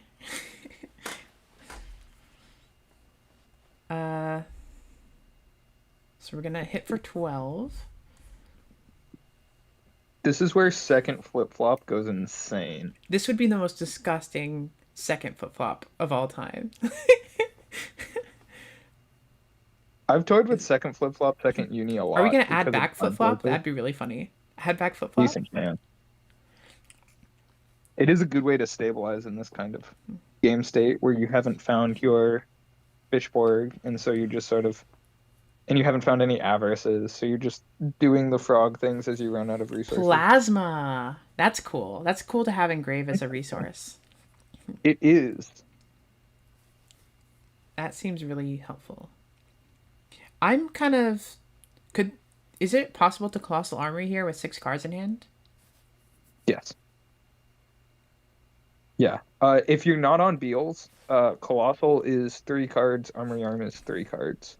So you have to get like a discard or a -1 to get the Fishborg to the grave, and then you're down to 6 cards total, which is Salvage? enough for the Colossal Arm. If one of them is salvage, You don't would even also- need salvage, Okay. because you have 7 cards, including the Treeborn. So swap Fishborg would do it basically. We Swap. know swap, we know sub in hand. So literally just top deck Fishborg, top deck Foolish does it. Either of those just wins the game. Yeah. That's why I don't love Stardust here. Yeah. Because I mean, RDA is no different. Yeah, I didn't love RDA either. That's why I like the Kai's play actually. But I mean, I guess that's the same thing. Banish the dupe. Yeah, you're still losing to the You're still same losing. stuff. Yeah.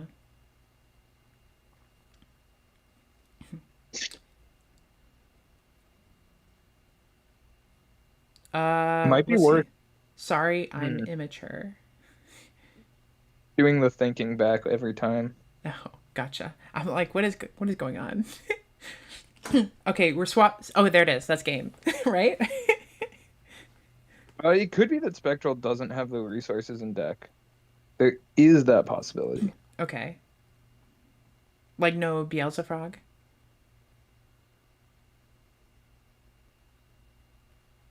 Swap effect? No. No swap effect. So what is the potential issue here? I don't know. See, I don't know enough about Forks. These combos are like I can watch them happen and be like, yes, all that made sense, but I can't preempt them. We've drawn every single Des Frog.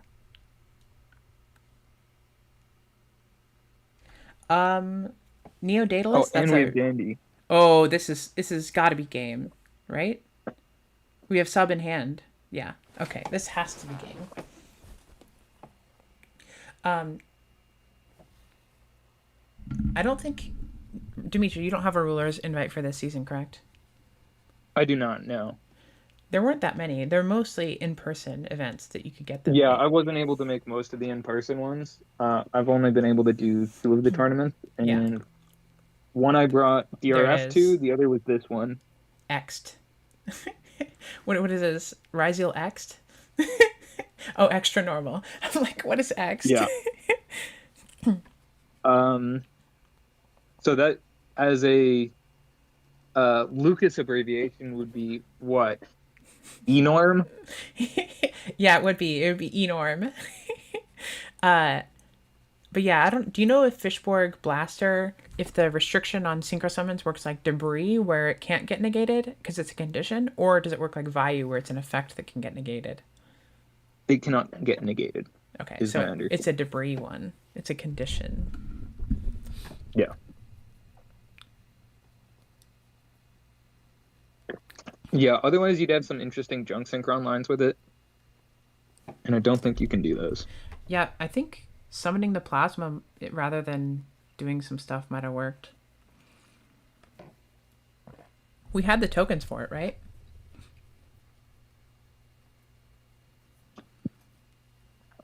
Does plasma do much there? Well, it stops the sub, right? It stops the sub tribute other things. The And thing that they can do though is they can do sub tribute itself, uh huh. and you alongside the special swap, you can get like a Synchro 6 Goyo, Synchro 8. The Goyo wouldn't Um, at least wouldn't be able to take it unless you wouldn't be take the lethal. plasma. I don't think plasma can be. Oh, it would also Oh, stop Armory Arm from attaching, but yeah. They would still be yeah, able to synchro into a crazy good position. I guess it might make sense to yeah, just say if they have Fishborg, I lose no matter what, so I'm gonna pretend they don't have Fishborg. yeah. With the game plan of winning this, turning the next. Yeah. Um, and I don't know if the better line to do that was by summoning plasma for the extra pressure and the negation, or by waiting. Could have gone both ways. I do think plasma is super a super good part of this quick draw deck. It has Underrated its card. moments. There's definitely some matchups where it shines, and some where it's like completely useless, Really basically. bad, yeah. I feel like it's probably impossible to summon versus Glads. Like if you do summon it versus Glads, it's probably all right, but you don't want to be putting tokens on field versus Glads. It feels so good against decks like Pana though when you can take a 3K with it. Yes, because then it's so hard to get rid of. Yeah, the 3400 attack skill drain. Okay, turn one dust shoot is massive. Yep. Probably the best card against Forgs. Yeah, But this is the thing that you wouldn't be able to do in my tourney. To help yeah, your team. exactly. Foolish Foolish Moray Moray Bloom or Brain. Dicky Break Savage. Wow, that's a bad hand. It is. It does come alive pretty easily Yes, I with agree. It comes what's alive quickly, but currently it's really bad. I guess you could yeah. brain mill 3, but I don't think you're that desperate yet, right? I would be very strongly considering it here. I Yeah. won't lie. Brain the trooper, mill 3, you could mill godly cuz if you mill a sub, you're in an insanely good spot, right? Yeah, it was sub plus another water. You're in an Yes, insanely good sub spot. plus a water. Well, you have foolish to get the other water too. I So, think I'd probably wait one turn. oh, you foolish Oh, sub, foolish no, sub, any water. foolish sub now? You could. Foolish sub, salvage back, summon sub, tribute off the trooper. I think you're committed now, right? I don't know that you are. With the brain, Because if you top deck, he's going for it. well, he is going for it. I think you could also rely on. I have another turn to top deck, and I can draw the way to sub and then I just need to use the Foolish for Fishborg and win. I think you have enough life points that you could do one turn of waiting there. Do you But you attack for probably do that 2,000 here? before the burn. Do you just summon sub, attack for 2,000, and then tribute off main phase 2? I do, yeah. Do you lose to Gores ever with that? Gores Can't is gone. imagine. So So which we know- GGBO need you? We know Moray, Raigeki Break. That's all we... And then, obviously, sub, dupe. Yeah. The other thing is end board, right? Do you go for the dupe block, or do you go for like dupe, bounce a swap, shuffle back with Moray, or do you go for swap, bounce both? A lot of end board options to consider here. It's funny because I was like, that hand is so bad. And then I realized, wait, Trooper turns that hand really good. Potentially good, at least. It does have the risk. Yes. If you go Trooper Mill 3 whiff, that would have been really bad. Yeah. But I think it's worth the risk. I think it's plus EV.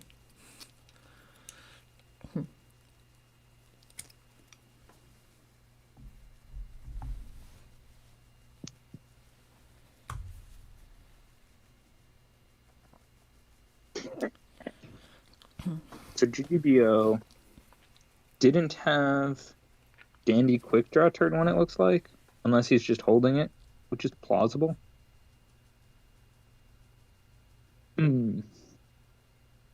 What kind of hand are we looking for to deal with this? Debris?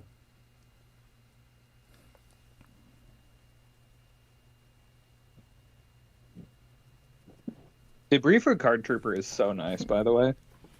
Yeah. Like, often you would rather Dandy, Yeah. but just like the Mill 3, the potential to like crash in the card.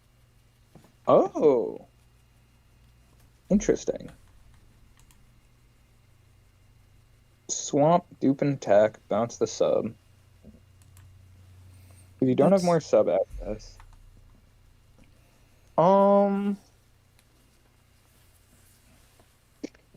This is reasonable. Yeah. The Gores Mill is kind of bad for GBO, don't you think? It's kind of don't want that card to be gone. I mean, you do kind of want Gores in hand. There are a lot of lines that the Borgs have For sure. that like win through Gores. Absolutely. So it's not the frog matchup where you want it the most, but you definitely don't want to give away that info. That info is a big difference. Yeah, that's what I'm thinking. Because they can just put damage on board pretty easily when they don't have to even worry about it. Yeah, it only takes like 4 cards to kill on an open board now. Especially maybe even 3. With only 6,000 to go. No, 4. Yeah. Debris is still very strong here. What else would be? Dinah? Lone Alright, Fire? wait. Here's the line that I want. Lone Right? Fire is solid, right? Dinah. What'd you say? I was saying Lone Fire could be decent. Ooh, Lone Fire would be nice. The funny line though, Dinah attack over Dupe Frog. Yes. Dupe Frog effect add Des Frog. Tribute swap for Des Frog. Hit over the Dinah. Yeah, that's a good point. If they try and Dinah here. Of course, I don't know if Quick Draw even sides Dinah. It's kind of a tough card to side in Quick Draw. It is a bit of a non-bow, for sure. We're going Debris, Trooper, hope to mill Dandy maybe. I've definitely hoped to mill Dandy before. Heavy, would you keep Heavy in against Forgs? Depends on the deck that I'm on.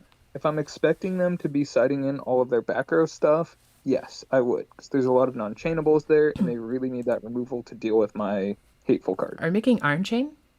As a quick draw, probably not. Iron Chain. Milling Dandy or Fishborg is scary, right? A little, yeah. I think it makes sense to be worth the risk. Yeah. You crash in the Trooper. Unfortunately, the Trooper doesn't do much damage right now. I think Yeah, I yeah, it's crashed probably the worth Trooper. just to crash for the draw. Leo is too. Yeah. The draw makes a lot of sense. Debris only, yeah, Trooper mills for cost, so you still get to draw, you still get to mill. Just no attack gain. There's the Both Forg players get mill. milk. The Yeah. two Avarice are It nice, was but the this risk. Forg is a big deal. Two Evers doesn't matter. You weren't going to draw those anyway. Yeah, that's a tough mill to deal with. Um, it'd be funny for if the Forg player had like so few cards in deck that they couldn't Colossal Armory into Iron Chain, right? I have never had to do that math. That's a good one. Isn't that really funny? Like imagine like, oh, I only have like 8 cards in deck. I can't crash 3 times. That's a funny dual puzzle thing. Because you can create a dual puzzle, right? Yeah. Where there's like a line that you could do that, crashing into the Iron Chain a bunch. But Yeah. you would deck out if you tried it. Yeah. And so it doesn't work. Well, no, it's okay to deck out, right? Well, this one As doesn't. long as you kill them the same turn. Because you're not drawing. Oh, that's a You good don't point. lose. That's a good point. Yeah. Um, You're right. That oh man. That's your opponent has Iron Chain on field and a set hand destruction. yeah. You have to know that like they have something that could immediately kill you. Yeah. That's really funny. Look, I'm just coming up with cute little ideas of interesting game states, okay, Lucas? It's an interesting thought that Iron Chain's effect could actually be good for once, okay? I'm coping on Iron Chain.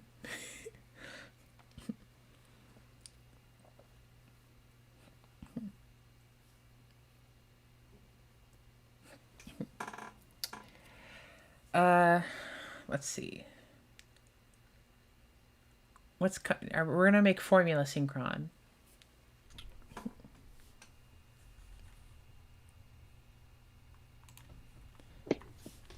Man, formula would be so nuts.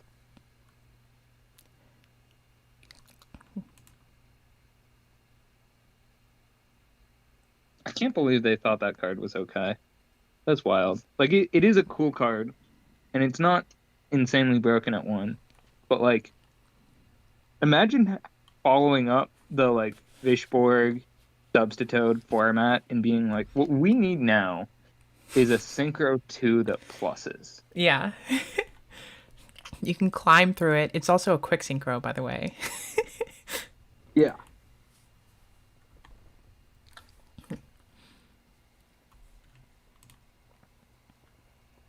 It's less the like strength of the card and more the timing of when they chose to put it out that's baffling.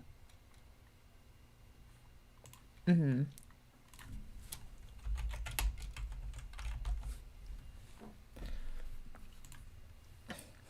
All right. We're doing substitute shenanigans.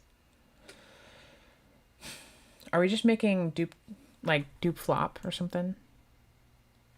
You have the you have the Fishborg, so you have a lot more lines here. Yeah. That's true. Dupe. You could make Goyo? You could do a Goyo. You could do a dupe flop, or a dupe flop, or a dupe flop bounce, or a dupe swap flop bounce. I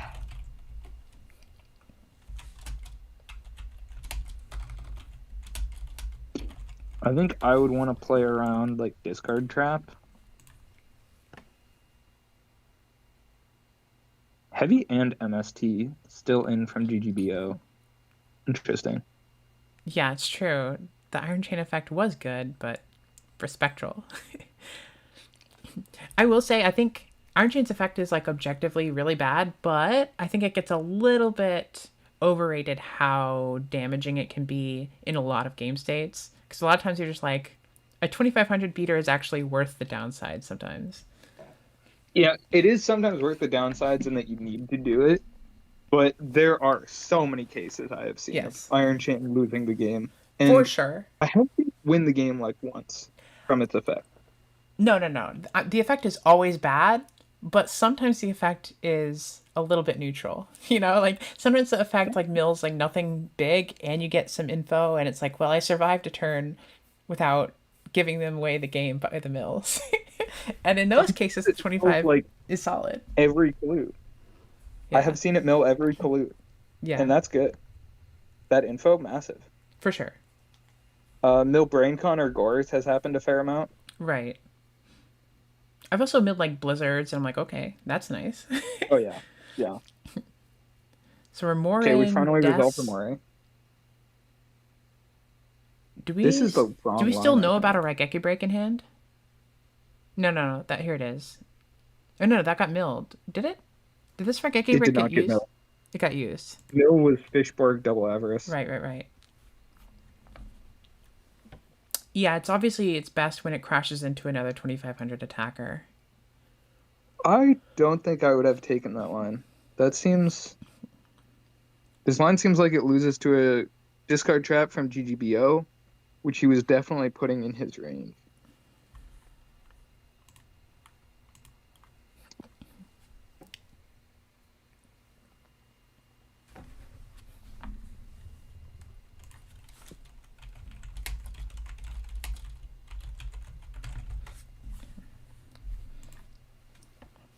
We're thonking.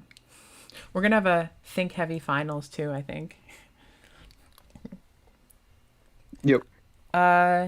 So GBO has Avarice online if they can survive this turn. That's something to keep in mind, I think. That was another case to be very careful about the thumbs up because Spectral did just pass priority on summon there. Mm-hmm. Passing priority on summon again. Interesting. Here it makes more sense. We're bringing out the Forg.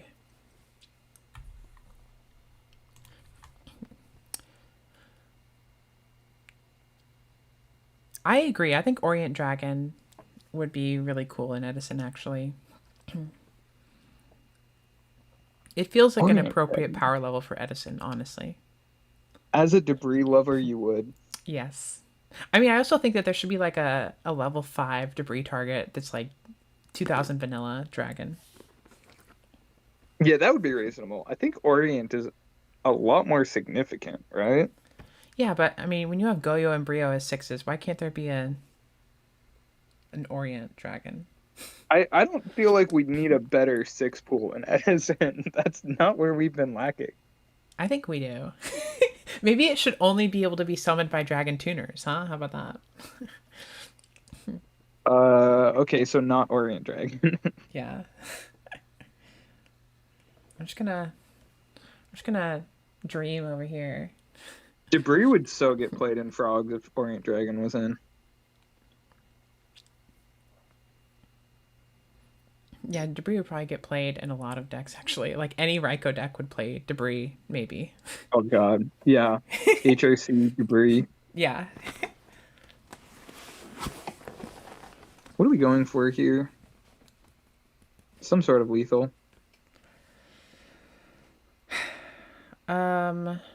Making Goyo Brio?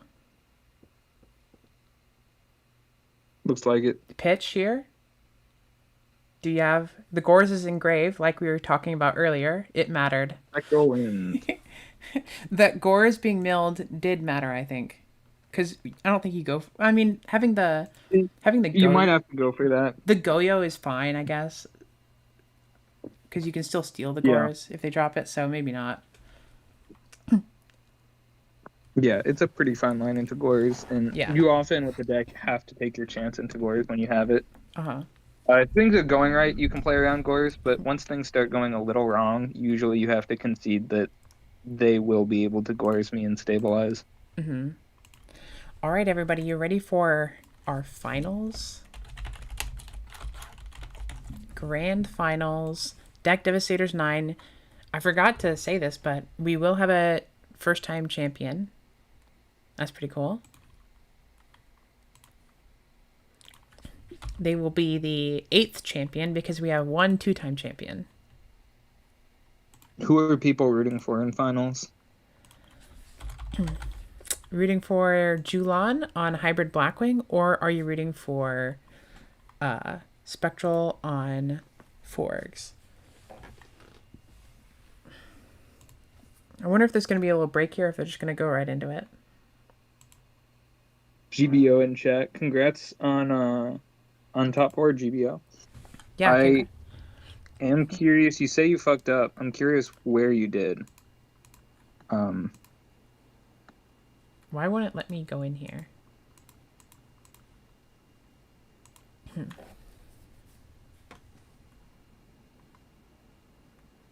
Should have gone plasma. Yeah, okay. We were looking at that line, and it felt like it was maybe better, but I don't have experience with that kind of build to know whether it's worth it. Yeah.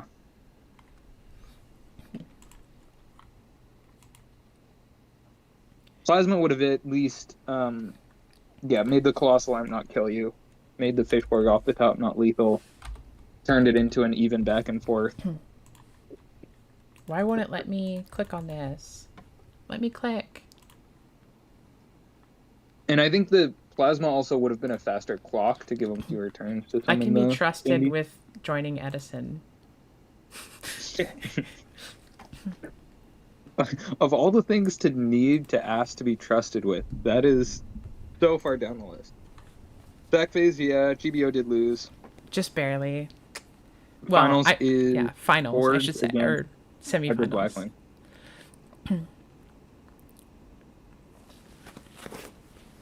It's like downpouring outside my house right now, so hopefully the stream stays up.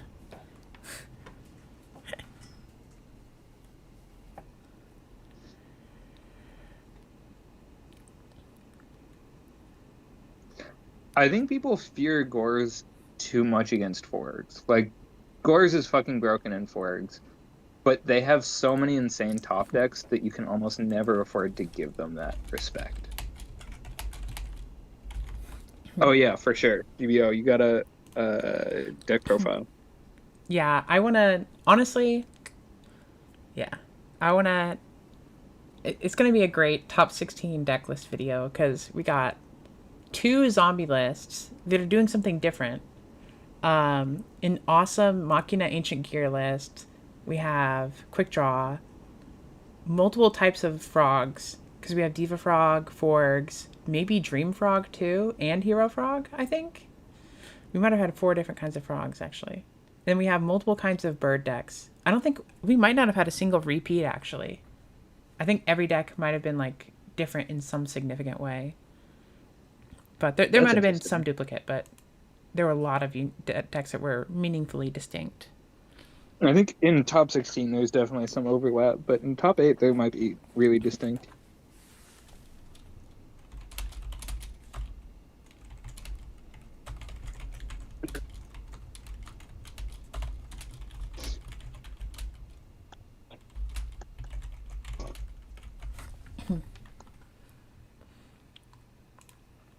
Looks like we're still waiting on this thing to get going. Spectral has to make a phone call for life reasons, presumably. Yeah, it happens, especially when you're not, expecting to get all the way to finals. Yeah. Isn't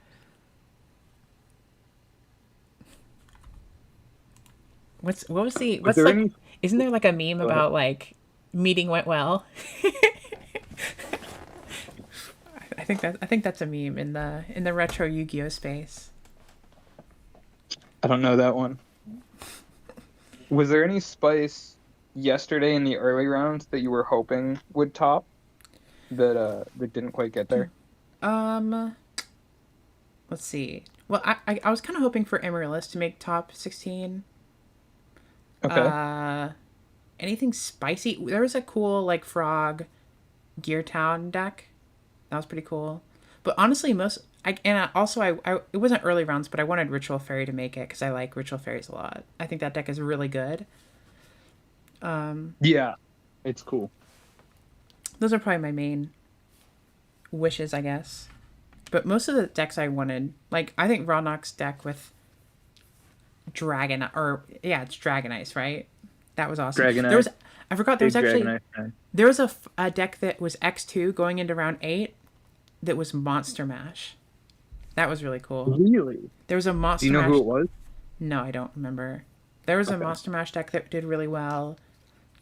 There was also the Monster Mash was I think 50 cards, and then Frazier had his 60 card frog deck. So there were several decks that were like high deck count, which I thought was cool.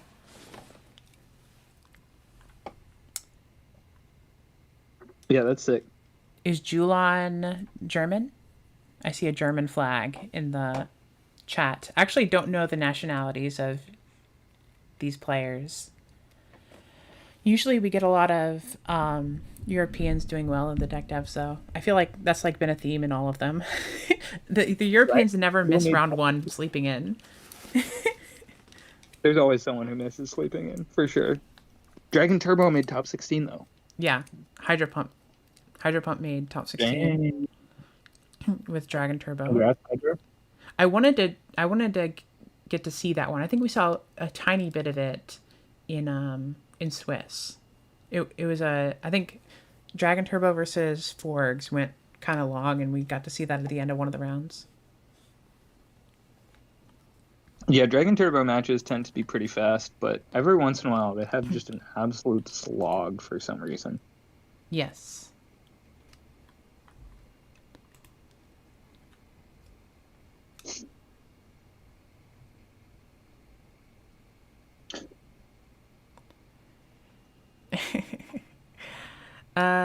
Let's see. So, the hybrid Blackwing can probably spit out a deck dev pretty quickly.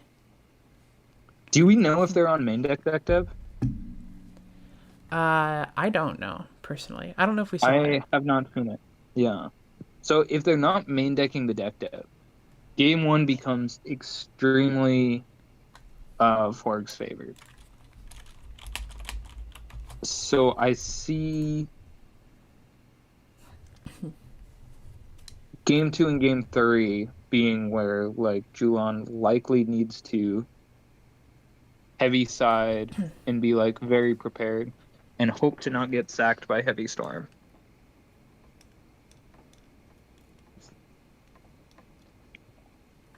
Game 1 when I'm bringing like hybrid Blackwing against Forgs, it's not like it's already over kind of level, but it is extremely uphill, and I'm never feeling out of the match if I lose game 1 there.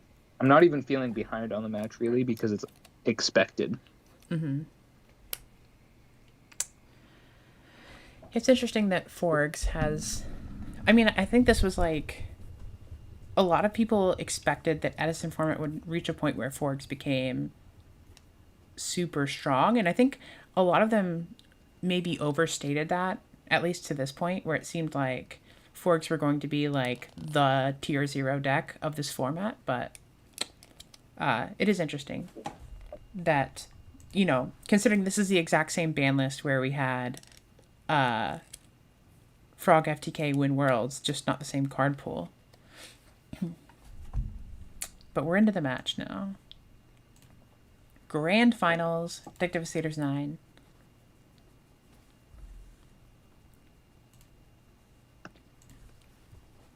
Anyone know top 16 deck breakdown? It's pretty much everything. We don't have the full breakdown It's like listed out. there's no pure Lightsworn, there's no Amaryllis or Gigavise. Other than So that, there's Vayu, there's hybrid Blackwing, there's pure Blackwing, there's Nitro Vayu. Nitro Vayu, there's double zombies, there's Because there's Hero Zombies Quick and there's Draw. Instant Fusion Diva Zombie. Gladiator Beast. Yeah, there's a lot of stuff in there. There's Forgs, Dragon Turbo, we said. Dragon Turbo. Yep. Machina, Ancient Gear. Yeah, that's true. There were 2 copies of Lone Fire that made it to top 16. Is it really a snack tournament if there's no Lone Fire? Good question. Nitro Vayu cuts the Raggo Hamster Kaya stuff for draw cards and Icarus.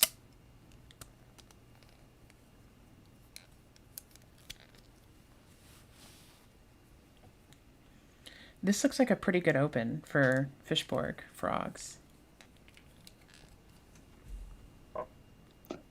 It's pretty decent. They found both of their parts that they want to find. They can set up the board that they want. It's not like above average so far. Like this is sort of Expected? pretty standard to find these cards. The question is the 3 cards in hand. How many broken extenders are there, right? Because if it's just 3 frogs in hand, this is going to be a game for sure. But if it's 3 avarice in hand, it's already over.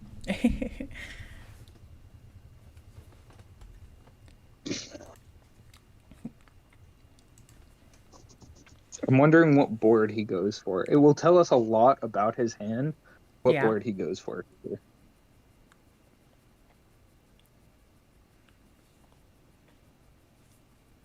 This is also something that I've noticed lately is like in my tournament run, all of the really good players that I faced, I beat. All of the unknown names I lost to, I think. Do you think it was because of like surprises in their gameplay or their deck list or what?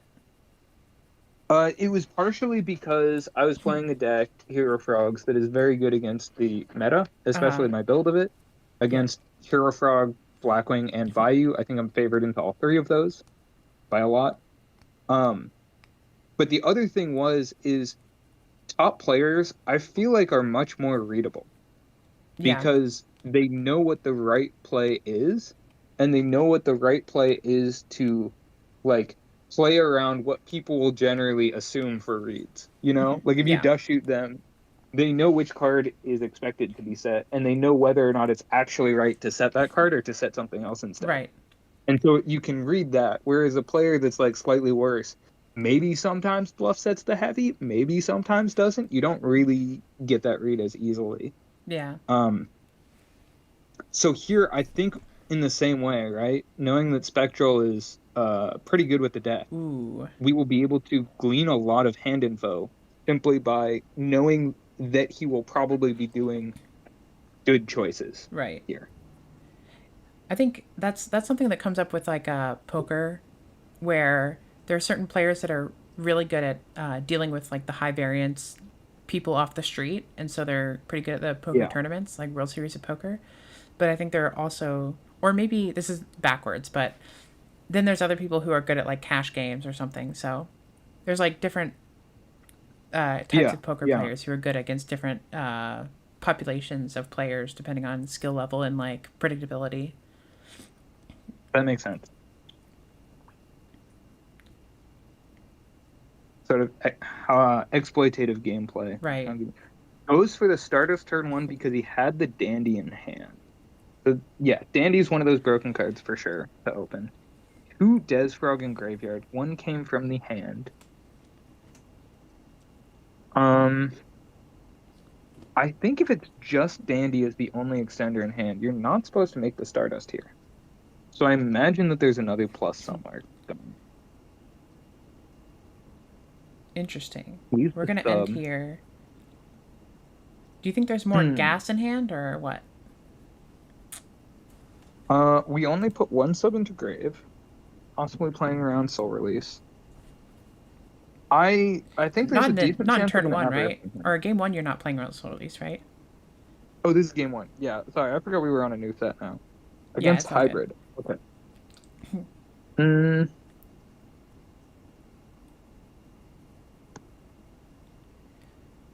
yeah, I don't love Well, the Stardust making makes the sense Stardust here. against the Icarus deck, right? Well, okay, the thing is, you can either spend 3 cards to make the Stardust, or you can not make it and instead just make your board twice. Mm-hmm.